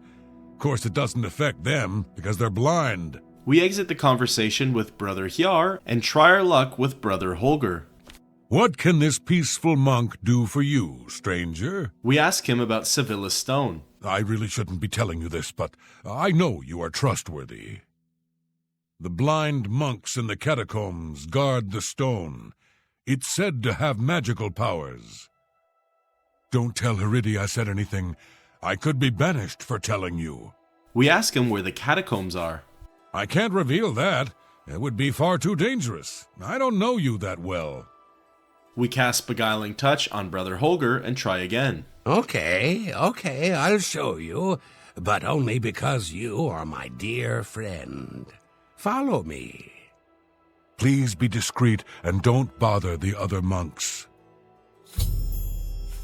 Setting aside that wicked voice change, we exit the conversation and follow Brother Holger. Together, we leave the quarters, and he leads us over to the mausoleum, which is titled the Ancestor Moth Crypt. We go inside and descend down some stairs leading further into the crypt. He rounds a corner and goes down some more stairs and eventually stops at a door. He doesn't say anything beyond here and offers no unique dialogue. The door leads to the Temple of the Moth Halls, and by going through, our quest really begins. We get a journal update that reminds us that if we kill anybody down here, it doesn't count towards a blood price. We go into our inventory and equip everything that will help us with our stealth. Namely, the most important piece would be a recent jewelry pickup known as the Ring of Khajiit. This offers 35% chameleon on self and will definitely help us with sneaking. We walk a little bit into the first area and see 2 blind moth priests praying. My guess is that the game had to make it make sense with the fact that the blind monks could still detect us even though they can't see us. So that's why everybody keeps reiterating that we can still get caught. We made it a point to stick to the shadows, as otherwise our sneaking skill would not carry us very far. All the meanwhile, while sneaking past these 2 blind monks, they kept making sounds that they were on high alert. Eventually, we made it to a crossroads where we had to decide to go through an old wooden door that was locked, or continue on another pathway. We chose the old wooden door and saw 2 more monks from within the room behind it. This time, our sneaking endeavors were not as successful. From the moment we stepped foot into the room, one of the blind moth priests stood up from their chair and aggroed onto us. We decided to slowly pull her away from her companion and lead her back out into the hallway. She was only attacking us with her bare fists and wasn't doing too much damage. Because we knew we were not going to incur a blood price upon killing her, we fought back with Goldbrand and ended her life pretty quickly. From here, we snuck back into the room, stuck to the shadows in the corners, and we were successful in not attracting the attention of the second blind moth priest. From here, we made our way down the pathway and came across a door leading to the catacombs. Entering inside, we walked for just a little bit before we were faced with another decision. We could either continue down another pathway or use the key we just acquired to open an old wooden door. We chose the latter, which happened to be a shortcut. The only thing is we had to sneak through the sleeping quarters for the blind moth priests. We were lucky though in that there weren't too many of them currently in here, and all we had to do was hook a bend around the corner and follow the pathway leading to the next door. This door led to the Caverns of the Moth. This zone was definitely a switch up from the previous ones. Instead of underground keeps filled with rooms and hints of civilization, this area just happened to be full of tunnels and caves. Also, another difference, instead of blind moth priests, there were actually undead inhabiting the caverns. We tried to get the jump on another lich, but it saw us right away and summoned a skeleton to help it out. It was here we stood up, took out Goldbrand, and began hacking away. We continued to move along throughout the caverns, and came to a little area that contained various spike pits. This area was a shortcut to get across, and we decided to take it. We were successful in making our first few calculated jumps, but then it got to a point where it all went downhill, and we ended up jumping on the spike pit multiple times. Our health went down to about a quarter, but we were through the shortcut and ready to continue onwards. Further along the path, we were in a little narrow tunnel, and it ended up leading us towards a wraith. We were worried we'd get the same outcome as we did with the Nether Lich, but this time the wraith had its back turned to us, and we were able to successfully sneak on right past it. And just below the slight descent down deeper into the caverns, we came across a door leading to the Shrine of the Moth. On the other side, we made our way through a small tunnelway, which ended up leading into a massive open area. Looking at the green arrow on our compass, we see that Civilis stone is sitting on an altar in the center of the room. In front of the altar is a dark welkin stone, as well as a blind moth priest who's guarding it. We make our way down into the central area and get in closer to the stone. Hiding behind a pillar as to make sure the dark welkin stone doesn't see us, we take a look at our surroundings. Civilis stone is too out in the open for us to just go and grab it, as we'll surely be spotted and or fired upon. So we get the idea that maybe we can knock the stone down from its altar and grab it from behind. We start off by firing an arrow, but it doesn't work out so well. We then switch over to our destruction magic and equip flare. Thinking about the angle we want to attack it from, we decide to sneak over to the column on the other side of the room. During our movements, we were actually spotted and targeted by the welkin stone. It did land a hit on us, but it did not attract the attention of the guard. From here, we got into the right spot, cast flare, and successfully knocked Civilis stone off of the altar. We then snuck down and went to the other side of the middle platform. From here, we were trying our best not to catch the attention of the guard, but we were constantly taking hits from the dark welkin stone, even bringing our health down to half. We peeked our heads up and saw Civilis stone laying on the ground. We couldn't quite reach it, so we decided to hop up on the platform, which thankfully garnered no new attention. We got in close, picked it up, and got a quest update. Now all that's left to do is to leave the Temple of the Moth. We successfully snuck away, but before we left, we decided to test out this blind moth priest's combat abilities. Since he was the one guarding the coveted item, surely he must have some skills. We switched over to Goldbrand, and quite unfortunately, our new foe, the blind moth prelate, was just as easy to kill as the other blind moth priests. The upside is that in his inventory, he actually had a very expensive enchanted necklace, which we can sell for quite a lot of gold. Now, we can officially leave the Temple of the Ancestor Moths, and admittedly, even though we were very careful and cautious while entering into here, we did not care as much while leaving. Aggroing the Wraith was very purposeful, but aggroing the blind moth priests in the rest of the temple was not. None of them put up a very good fight, and we found more blind moth prelates, meaning that they're not as special as we thought they were. Eventually, after killing our way out, which was actually quite fun, as it was a nice mix of both sneaking in the beginning and then a lot of combat afterwards, we found ourselves back in the beginning zone of the crypt, meaning we were safe and free to leave. Speaking with Brother Holger, he has no unique dialogue for us. We then decided to check out the chapel, as that too was locked. Unfortunately, there wasn't anything unique or interesting in here. Speaking with the other two brothers, they also remain adamant that Civilis stone doesn't exist, as well as that there are no blind moth priests. Anyway, we pop open our map and fast travel back to the city of Bruma. Here we make our way back to Helvis Cecia's house, enter inside, descend down into his living quarters, and speak again with the Grey Fox.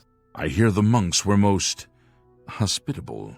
We tell him about Civilis stone. My sources tell me that Civilis stone has gone missing. Do you have it with you? We hand it over. Capital! Now I can see past the palace defenses. Oh, it's a good thing the Emperor didn't know they had this stone. He would have had it destroyed or taken it from them and kept it under lock and key in the palace. When I have learned what I need to know, I will call for you again. Let us leave Helvius's house now. He has served me well and deserves his peace. And with that, we exit the conversation. We hand over the stone and receive 500 gold in return. Soon thereafter, we receive a quest update for independent thievery. Because we fenced over 700 gold worth of goods, we're ready for our next task given to us again by the Grey Fox. All we have to do now is wait for the messenger. And with that, thus ends the quest, Turning a Blind Eye.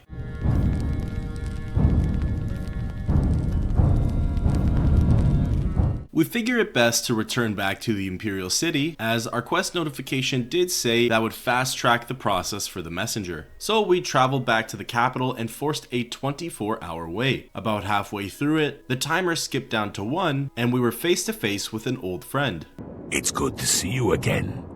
I have a message for you from the Grey Fox. We ask what the message is. The Grey Fox has a task for you. Meet him at Melintus Encus's house in Coral. We ask Emusay if he joined the Thieves Guild. Yes, I did. After you saved me in Castle Skingrad, I vowed to join. I was having no luck on my own. Now I am running errands for the Grey Fox himself. I owe you much for your help. With that, we exit the conversation, open our map, and fast travel over to the city of Coral. From here, we walk over to Melintus Ancrus's house, who lives in the western part of the city, right beside our old friend Modron Orin of the Fighters Guild. Outside, we see Melintus and speak with him. The Grey Fox is waiting for you. Brief but straight to the point, we enter inside of his home. Immediately, on the left-hand side, we see the Grey Fox standing. We speak with him. I have need of your services once more. We tell him we're listening. My work with Sevilla's stone has revealed that I need something special for my plans. It is a small item in the possession of a powerful court wizard. Will you do this for me? I will pay you well. We say we're in. Capital! Bring me the Arrow of Extrication. It has a key-shaped head. Braville's court wizard, Fathis Aren, recently acquired this unique item. You may kill Fathis if necessary, but not in the castle. My spy network will tell me when you have it. Return here with the arrow when you do. Now, we should get out of Melintus's house before we wear out our welcome. And with that, the conversation ends. We leave Melintus's house and pop open our map. We scroll over to Braville and see that there are 2 quest markers. One by the castle and one by the gate. We travel over to the gate first. Here, we're directed over to 2 different green quest markers, each leading to a different beggar. We go to the closest one and see that it's Cosmus the Cheat. We speak with him. I'm saving up enough for some medicine. We ask about Fathis Aren. What are friends for? Fathis is also the wizard in the tower outside of town. He keeps his most treasured items there, not in the castle. Only Fathis can open the door to the tower, but there is supposed to be a secret passage somewhere in the castle that takes him to his tower.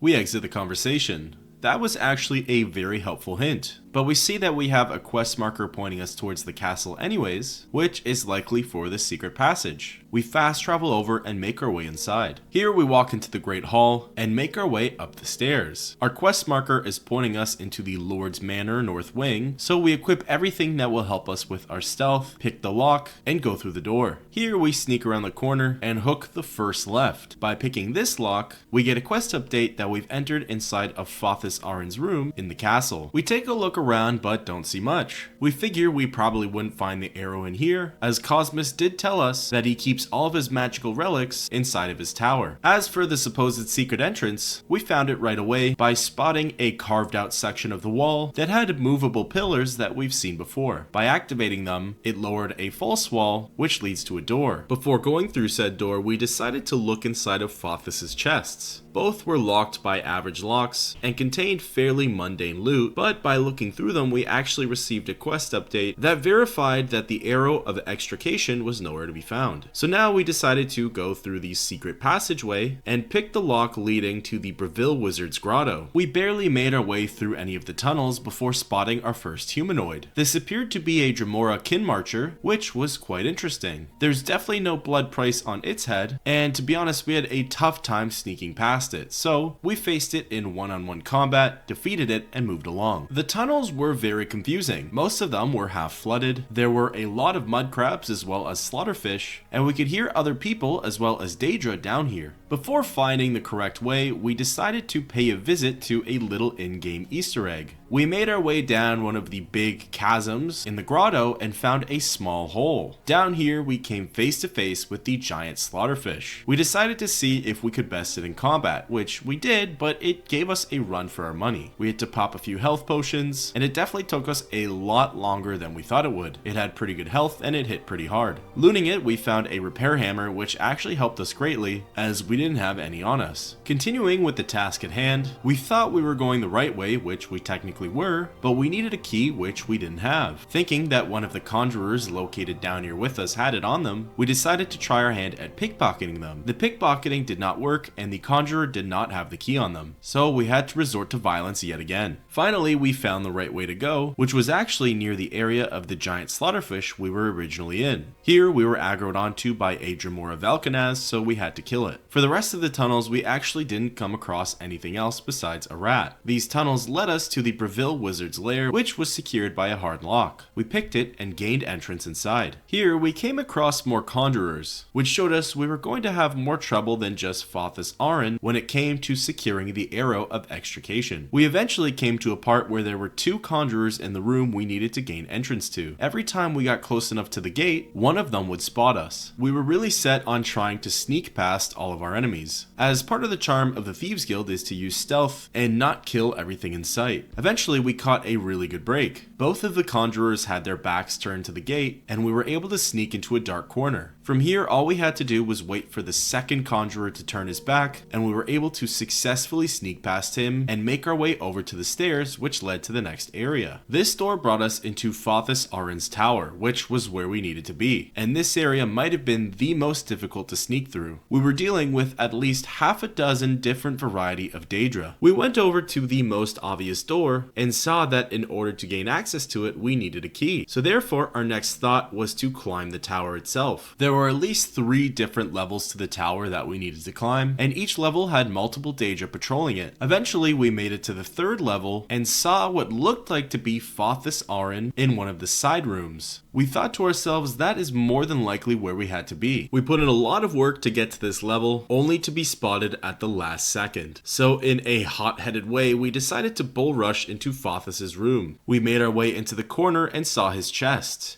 Here we found the key-shaped arrowhead, and upon picking it up we got a quest update that now we can leave the tower. We also see Arin's tower key, which will likely allow us to leave here. Interestingly, after closing the chest, Fothis didn't mind us being there at all. He didn't attack us, and he was actually quite friendly upon us speaking with him. We ruled out though that this was likely because his disposition was maxed out to 100, as we are the Archmage of the Mages Guild. So even though now that we had the arrow in our inventory, we had aggroed every single Daedra in the tower. We definitely got the beatdown of our life here, as about every 10 seconds or so we had to pop some more health potions. We were trapped in the corner and all we could do was swing away with Goldbrand. Finally, at the end of the horde of Daedra, we had killed the last one when we made the grave error of swinging an extra time and we accidentally attacked Fothis Arin. Here he began swinging away at us and there was nothing we could do to calm him down. This normally wouldn't have been a problem because we killed him, but because we're members of the Mages Guild, we were suspended for our actions. It's not that hard to get reinstated back into the guild, and it certainly was a very viable way of retrieving the arrowhead, but we decided to stick closer to the nature of the Thieves Guild, so we reloaded our save. The one part we had such a tricky time with was getting past the last Zivilai. For quite a long time, there was literally nothing we could do without having him spot us. On what was likely our 20th or so time, we finally caught a lucky break and snuck into Fothis Arin's room. Here we made our way back over to the chest and took the key and the arrowhead. In a slow and meticulous manner, we made our way back down and used the key to escape the tower. Finally, out here we were free and able to fast travel back to the city of Coral. We walked back over to Melintus's house, entered inside, and spoke again with the Grey Fox with regards to the arrow. I have been waiting. We bring up the Arrow of Extrication. Do you have the Arrow of Extrication? We say only the arrowhead. I'd hoped for the whole arrow, but that is not your fault. I will have to have it repaired. This arrowhead advances my plan to... never mind. I may have need of you again in the near future if my plans hold. Here is your reward. I am also promoting you to Master Thief in the Thieves Guild. Fathis Uls of the Imperial City will be your new fence. And with that, we exit the conversation and leave Melintis Ancris's house. After strolling around for a little bit, we received a quest update for independent thievery that, because we fenced over 800 gold worth of goods, we can now expect another messenger from the Grey Fox for our next task. And with that, thus officially ends the quest, Arrow of Extrication.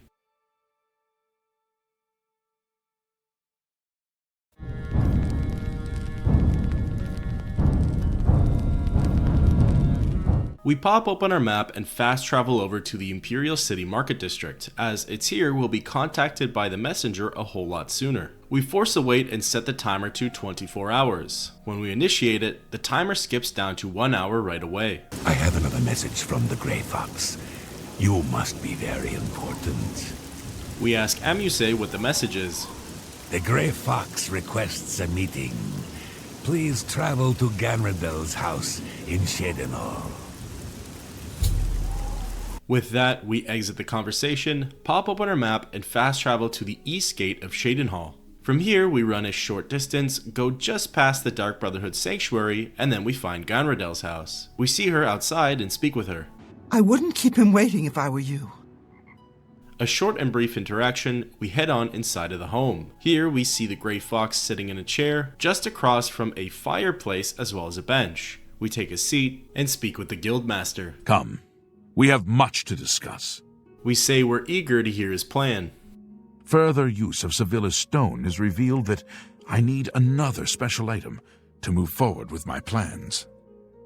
I need the boots of Springheel Jack. He is a famous thief that died some 300 years ago. Legend has it that he was buried with his boots on. Find out where Springheel Jack is buried and bring me back those boots. Will you do this for me? It pays well. We say we're ready. Capital. The Earl of Imbil is the only descendant of his line that I've been able to locate.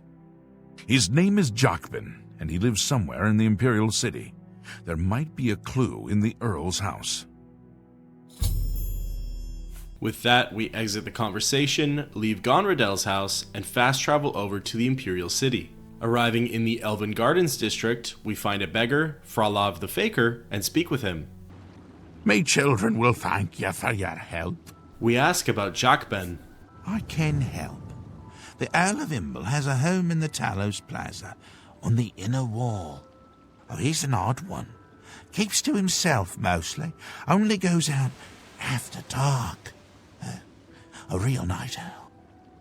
We exit the conversation and make our way over to the Talos Plaza district. Here we find the home belonging to the Earl of Imbel and wait until after dusk. This way, Jacben will be out on his nightly stroll and we can break in and find whatever we need to. We pick the lock and enter inside. Jacben has a fairly big home and we're not entirely sure where to start looking. We do remember the layout of Umbacano's home though, and note that upstairs is likely going to be the best spot to find something. We go into the private quarters, but note that there's a hatch in the ceiling that goes even further. We pick the lock and enter into a small room. Here we make our way over to the only notable piece of furniture, a desk, and pick the lock into there. Peering inside, we see something called the Imbel Genealogy. Picking it up, we get a quest update saying that there's no mention of where Springheel Jack has been buried. So the next best option would be to ask Jacben himself. Quickly peering at the genealogy, it mentions that this book traces the male Imbel family lineage. We take a look at every single page and sure enough, there's no mention of Springheel Jack. We exit the attic and as we're making our way back downstairs, we hear movement from behind one of the doors. This could potentially be Jacben, which we could then question him about Springheel Jack. We We unlock the first door and don't see anybody in there. We unlock the second door and then we see somebody sleeping. We turn around the corner and get in close to see who it is, and it turns out it's not Jack Ben. It's somebody else by the name of Gemellus Axius. We decide to leave him alone considering that we broke into this house and that he likely won't take our infiltration kindly. We descend back down to the main floor and exit Jack Ben's home.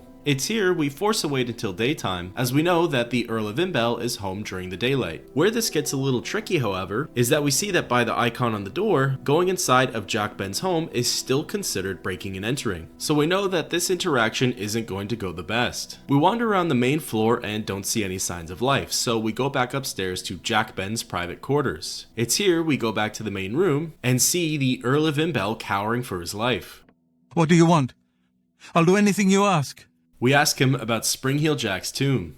Take everything, just spare me. We tell him to just answer our question. The family crypts are under the house. They give me the creeps.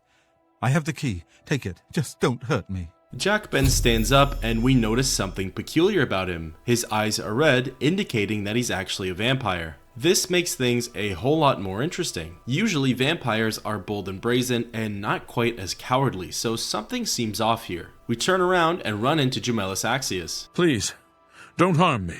What is it you want? It's a little late, but we ask him about finding Jack Ben. The master is not at home. He's out in the city tonight, searching for his supper. If you value your life, intruder, leave before he returns. My guess is that was likely supposed to be a hint at Jack Ben's vampirism. We leave the private quarters and notice that Jack Ben is actually following us. So much for his cowardice. We see that our quest marker points us to the basement, which is where the crypt is, and we pick the lock and go down. We see that the Earl of Imbel is no longer following us. We descend further and pick the lock of another door. Behind this door, we actually see the wooden entrance into the catacombs. We use the key and go on inside. We appear to be in some sort of cave system. We walk forward towards our quest marker and round a small corner. All the meanwhile, we hear the overwhelming and loud noises of undead. We come across a wooden door secured by a hard lock. We pick it and see that just on the other side is a humanoid along with a wraith. We make our way into the small room and hide in a dark corner. We see that both this being and the wraith are crowding the door that we need to get through. We work our way up as the being turns around and we notice that it's actually another vampire as well. We're not sure if there are any more vampires, but this is likely because of Jack Ben's nature. Even when both our foes are faced in the opposite direction of the door, we find it very tricky to manage to sneak past them.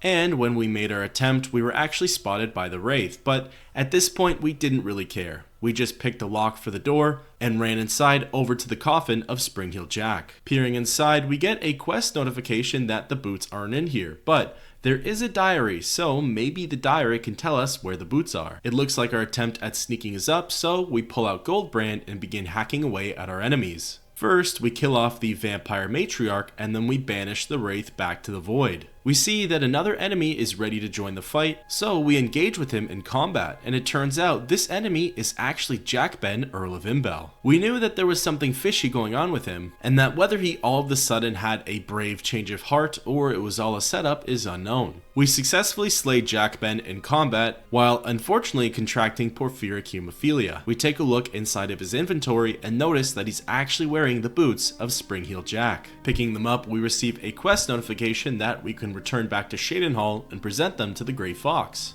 Before we do, however, we figure it best to also read his diary just to see exactly what's going on. The book reads, "I knew a man who was a great thief. He dared steal from Nocturnal herself. How odd that I cannot seem to recall his name. I think we were friends, but I'm not certain. In 3 days I will venture into Taran's crypt. Grave robbing alone is dangerous. Maybe I should try to find a partner. Didn't I once know a great thief? I begin this second entry in the second volume of my diary on a momentous day. Actually, it is night. The night when my second life begins. It will be forever night for me. I have become one of the children of the night, a son to Mother Wolf and brother to the Bat. I am Nosferatu, a vampire. Tonight is the first night of the rest of eternity." I rediscovered this diary today. It has been 13 years since I last wrote in it. With an eternity before and the blood hunger ever pulsing in my veins, there is little urgency for diaries, or much of anything. Amila is calling to me. I must go. Has it really been 89 years since I last wrote? The pages are getting fragile. I have rediscovered purpose, though it took nearly a century. I have finally gained some measure of control over the blood frenzy. I think I will try to establish a life among the living in one of their great cities. I had forgotten about this diary. I won't bother to calculate how many decades it has been since I last wrote in it. The cattle of this city know me as Jack Ben, Earl of Imbel. Centuries ago, I knew myself as Springheel Jack, the famous thief. I seem to recall having a famous partner, but his name escapes me. No matter, I have grown beyond friends and partners.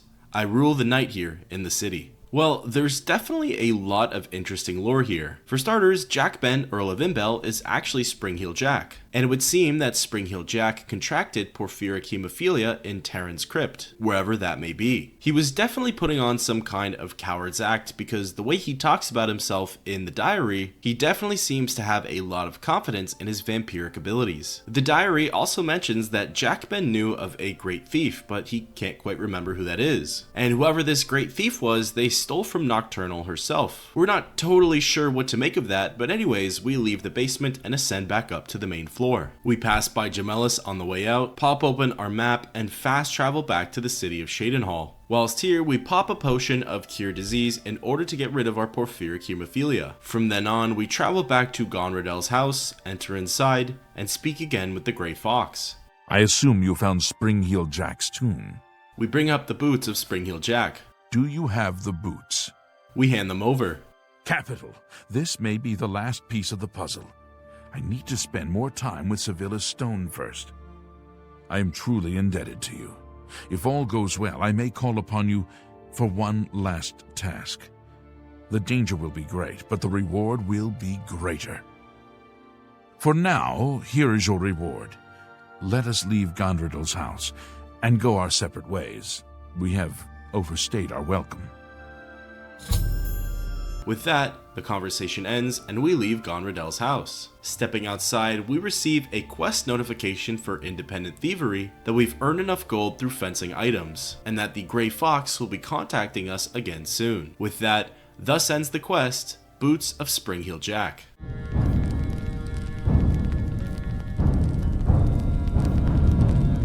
We fast travel over to the Imperial City as it will be faster for the messenger to reach us there. Whilst here, we force a 24-hour wait, and in no time the timer jumps down to 1 hour. I have another message from the Grey Fox. We ask what the message is. The Grey Fox requests a meeting.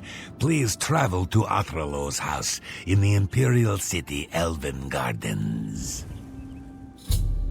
With that, we exit the conversation and travel over to the Elven Gardens. Here, we run over to Athralo's house and enter inside. We see that the Grey Fox appears to be rather excited to see us.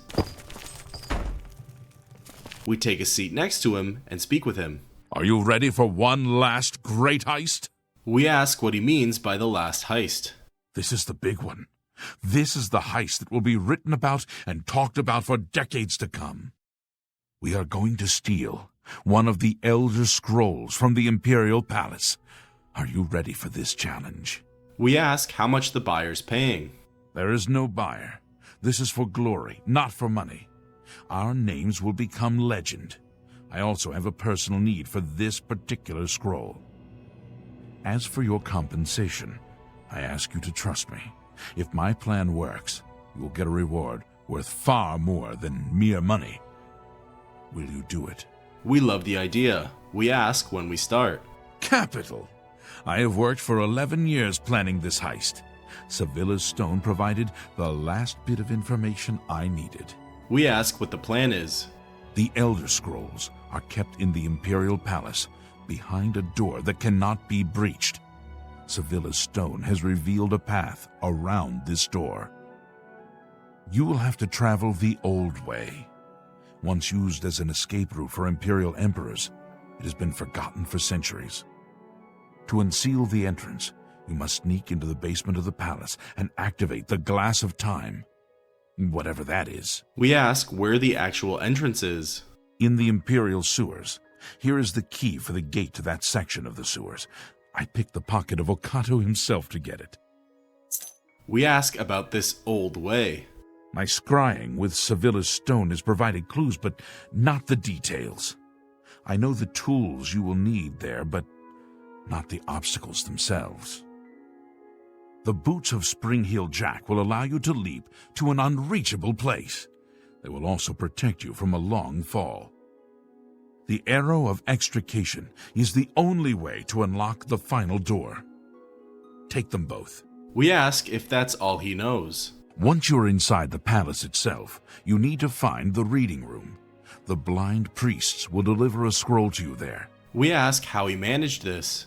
I arranged for the notable Celia Cameron to want to read a particular elder scroll. Don't ask how. However, she will be unavoidably detained. You will take her place. Do not speak to the priests. They're blindfolded and will not realize it isn't her unless you speak. As the guildmaster, I am waiving blood price for anyone you kill during this heist. However, I can't stop the watch from putting a price on your head. We tell him that we can't remember all of this. I've written it down for you in this book. I've chosen you because you are the best. Good luck.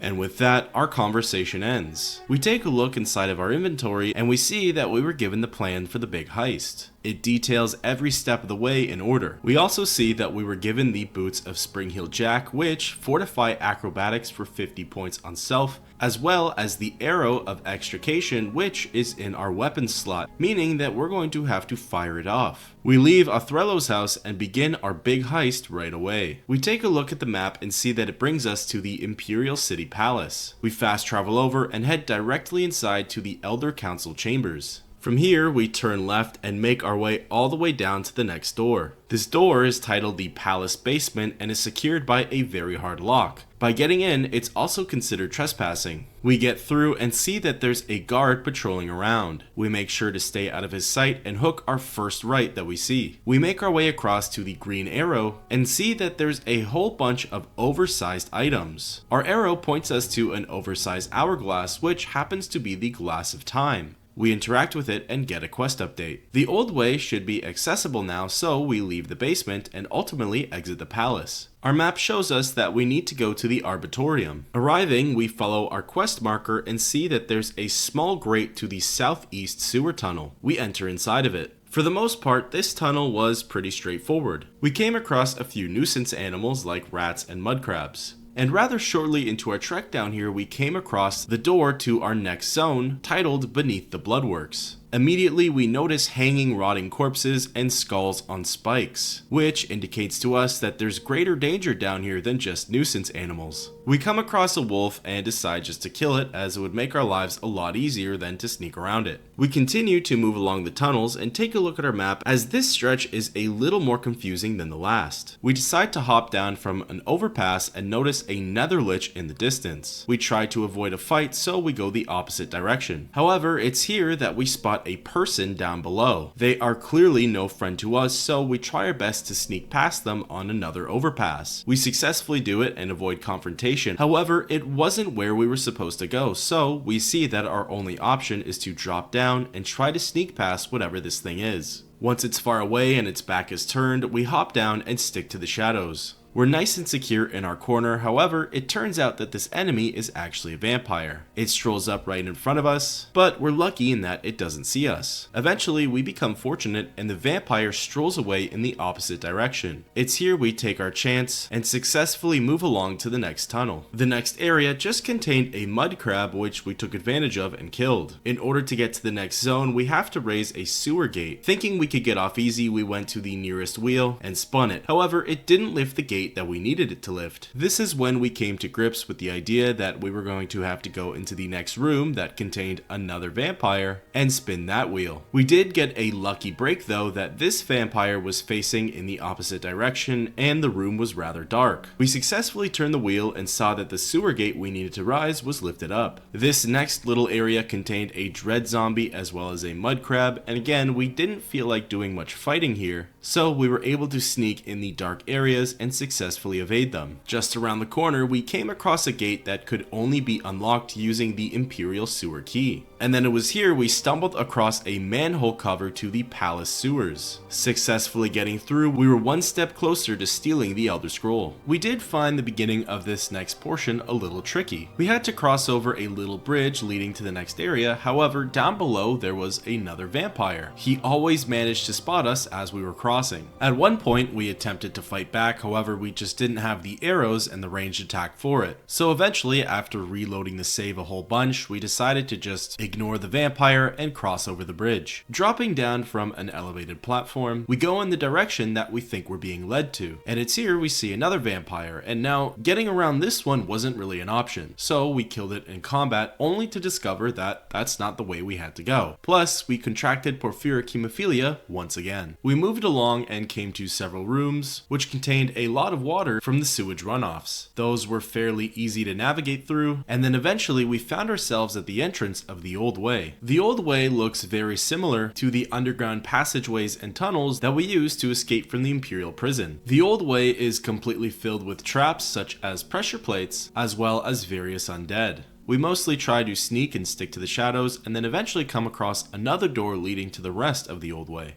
This zone contains more of the same lower palace aesthetic, and it also holds more undead as well as nuisance animals. Like mentioned previously, there's just a whole lot of sneaking going on, and battling through the undead is totally a valid option here. And it's one that we considered numerous times. It's just for now, in the name of the Thieves Guild, we really wanted to do it a service and just sneak past as much as we could. Eventually we got past all of the undead in this area, and made it to the door to the next zone titled the Lost Catacombs. Here we encounter more of the same subterranean setting, and similar to what we've already had to sneak past, there are plenty of undead down here with us. The tricky part, which you'll come to see, is that if we decided to fight our way through here, there's a very good chance that we could easily become overwhelmed. As in most areas, we come across multiples of high-level undead. Dungeon crawling and fighting your way through can be just as monotonous as sneaking your way past all of the enemies. So I find to help keep me sane in these scenarios is having a nice mix of both. Eventually we get to a new area which appears similar to that of an alien ruin, which is certainly a breath of fresh air. We make our way across the giant open area only to see that we have to activate a button of some sorts in order to lift the iron gate. So we make our lives a little easier here and kill both of the dread zombies, and then by looking around the room we see that there's a staircase that, although is a little disconnected, joins the lower level to the upper level. We find two buttons, press both of them, jump back down, and see that the iron gate has been lowered. Going beyond, we see that there's a door leading to a place called the Hall of Epochs. The Hall of Epochs also contains more undead,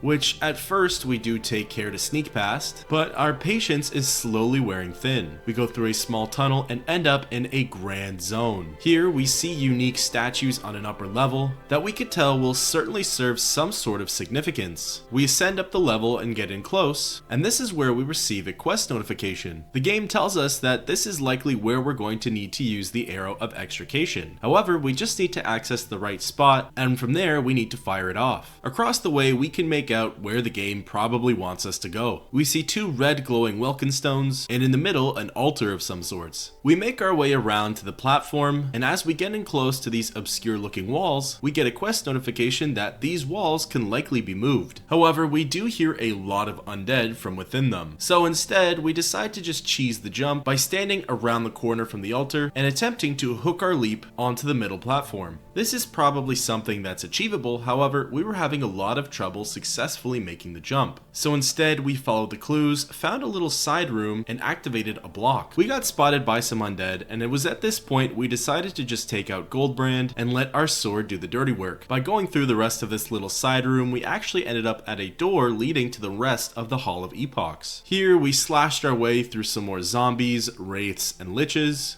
and eventually found ourselves at the end of this tiny little zone. It was here we found another push block, activated it, then returned back to the area with the big statues. We see that all of the walls dropped, including the iron gates, and that we were now able to make our way to the central platform. By stepping on the pressure plate, we got a quest notification. Looking straight ahead at the big statue, we see it rotate and a small cavity in its chest opens up. This is where it's now time to fire off the arrow of extrication and hope it hits our target. The quest notification does tell us that it's probably best to practice with other arrows before firing the arrow of extrication. We'll know that we've found the right spot when we hear this noise.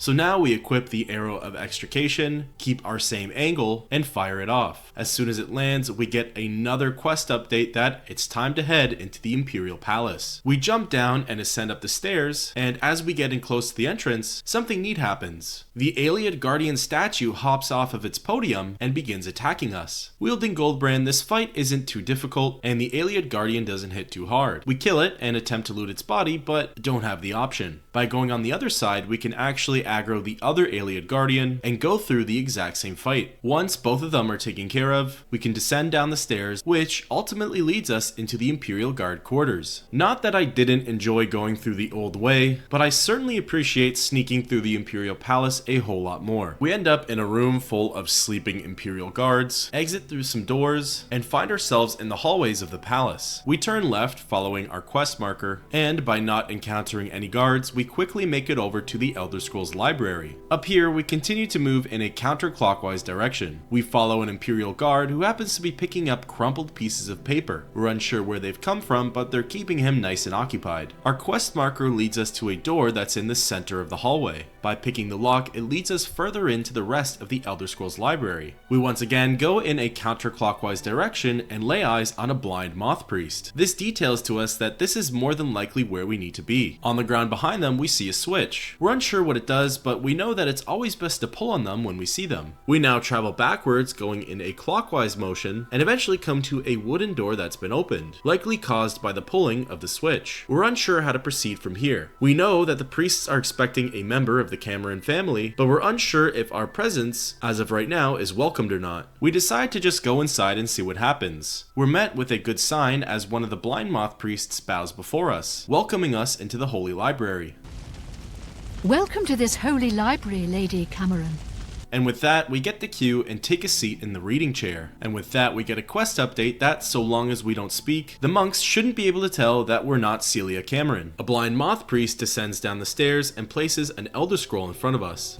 Celia Cameron, Welcome to this holy library, the Lady elder scroll Cameron. you requested. We take a look down at the altar and lay our eyes on an elder scroll. We open it up and of course, it means absolutely nothing to us. There's strange symbols, shapes, lines, all in all something that's completely foreign. We take the elder scroll and get a quest update. We brag about how we're now the best thief in history. But more importantly, the update also details that we have to find a new way out, as the way we came in is now blocked. Important to note as well is that now the blind moth priests are hostile towards us. So it's important that we're not caught by them. We ascend up some stairs onto the second level. Here we sneak around some priests and pick a lock to a door that leads us back out into the hallways. We continue to move in a counterclockwise direction and end up at a door that leads to the moth priest's quarters. Moving through the hallways here, we successfully avoid a monk on patrol and make our way to the next door, which leads to the Imperial Battle Mage's chambers. Here, we pick a lock which allows us to gain entrance into an office of some sorts. Within the office, there are two wooden doors that are secured by very hard locks. We pick these as well, only to reveal a bedroom. These private quarters belong to a member of the Mages Guild named Evangeline Bianic. Just past Evangeline is a fireplace which actually contains a secret chute. It's the one which we need to use in order to escape. However, Evangeline spends a lot of her time simply sitting by and hawking the fireplace. Now, it 100% is a viable option to kill her. Since there's no blood price, there really isn't any issue. However, what keeps us from doing that is the fact that we're a part of the Mages Guild, and because she is too, we don't want to face any unnecessary suspension. So this is when we decided to just back up into a dark corner and wait. We were thinking that surely eventually she'd have to get up and do something else with her life. And this did happen, but we had to wait a very long time for it. So much so that we were completely zoned out and only noticed because we heard her footsteps leaving the room. It was here we made our way to the loose grate to the old way and interacted with it. The next thing we knew, we were falling down a very long chute. Due to us wearing the boots of Spring-Heeled Jack, which fortifies our acrobatics by 50, we only took a slight bit of damage from the fall. We recognize exactly where we came out from. In fact, where we dropped down is pretty much right where the entrance back into the sewers are. We retrace our steps, passing by mud crabs, rats, vampires, and liches. Eventually, we make our way on back to a separate entrance, which actually leads to the Imperial City market sewers. Then from here, we find a ladder that leads up to the best defense basement. We We ascend up from the basement, go through a door that leads into the main shop area, and then exit back out into the Imperial City. From here, we fast travel over to the Elven Gardens district and make our way back to Othrello's house. Entering inside, we see the Grey Fox eagerly awaiting our return. We speak with him. You have the scroll. I can hardly believe it. The odds were clearly against you. Capital job. Capital! I have spent 7 years learning how to translate this scroll. Even so, I will need a while to decipher what I have sought so desperately. We ask him what happens now. Ah, still thinking about your reward, eh? I have not forgotten you or your loyal service to the Thieves Guild. You'll just have to trust me. Give this ring to Countess Umbranox in Anvil. Say nothing about me to her. I need to know how she reacts to it. It may provoke anger or tears. If she asks, just tell her a stranger wanted her to have it. Then report back to me on her reaction. And with that, the conversation ends. The Grey Fox gives us a wedding ring, and we're supposed to go to Anvil and give it to the Countess. Slowly but surely, the pieces are falling into place, as we're slowly discovering who exactly the Grey Fox is. We fast travel over to Anvil, enter inside of the castle, and rush over to Countess Melona Umbranox. What can I do for you? We hand her the wedding ring. This ring belonged to my husband. He's been missing for over 10 years. For some reason, his name and face escape me at the moment. How did you get it? Do you know his whereabouts? Why are you showing it to me? We tell her it's a gift from a stranger. My husband's wedding ring. I never thought to see it again. What I wouldn't give to see him once more.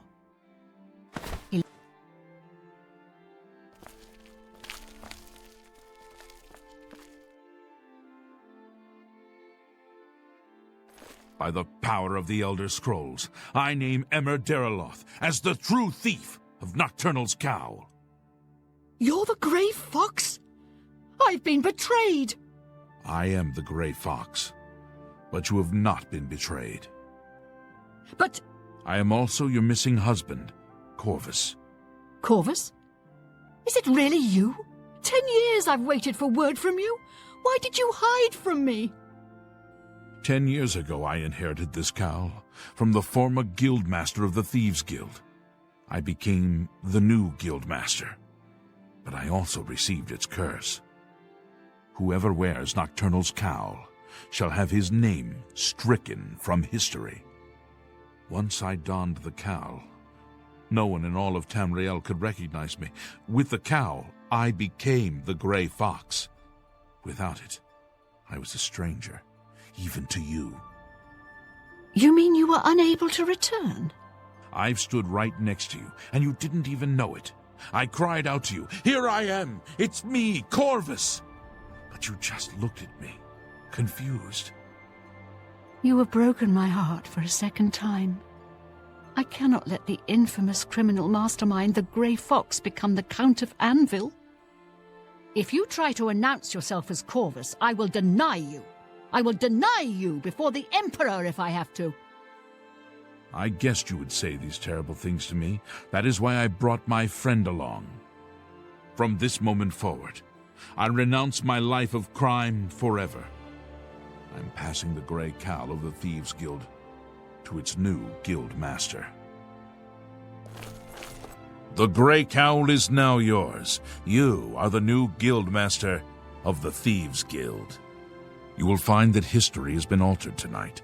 Such is the power of Nocturnal's curse that lifting it can alter time itself. We ask what the difference is. If Emer Deriloth had not stolen Nocturnal's cowl, the Thieves Guild would never have fallen on such hard times. Because of the curse, he was unable to operate in the normal world of business and society. He could only act as the Guild's figurehead. That has been undone.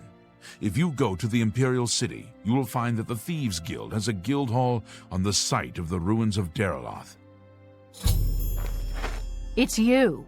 Hi. So a lot just happened there, and for the most part it was pretty self-explanatory, but we'll recap it anyways. It turns out that the Grey Fox was actually the stranger sitting in the corner in Anvil's court hall all along, and it also turns out that he was actually the Count, Corvus Umbernox. Corvus had gone missing for over a decade, and the reason why is because he assumed the role of the Grey Fox, and by wearing the Grey Cowl, it erased his name and appearance from history. By us retrieving the Elder Scroll, Corvus was able to use its power to reverse these effects and therefore hand down the Grey Cowl to us, while simultaneously he's able to be recognized and remembered by his wife. We leave Anvil and receive a quest update. It's here we fast travel back to the Imperial City waterfront and make our way over to the Garden of Dariloth. A door that was previously boarded up is now accessible and we go through it. We're in a place called Dariloth's basement, which now currently acts as a guild hall. Ascending up to the main floor, we see a big round table which likely acts as a meeting spot for the Thieves Guild. And then lastly, by going upstairs, we find ourselves at the Guildmaster's quarters. Here we spot a number of our greatest achievements. For example, the Grey Fox wanted poster, Hieronymus Lex's transfer recommendation, the waterfront tax records, along with the lost histories of Tamriel and Sevilla's Stone. And with that, we have successfully become the Grey Fox, aka the Guildmaster of the Thieves Guild, officially ending the Thieves Guild questline in the Elder Scrolls IV: Oblivion.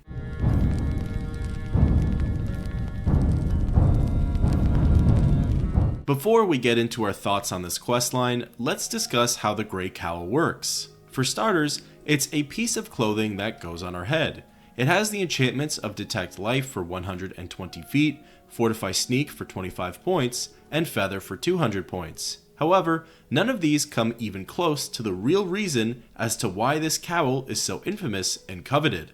While we're donning the persona of the Grey Fox, any and all of our crimes are held as the actions belonging to that of the Grey Fox. So, when the cowl comes off, we're back to our normal selves and any bounty inquired while wearing the cowl officially goes away.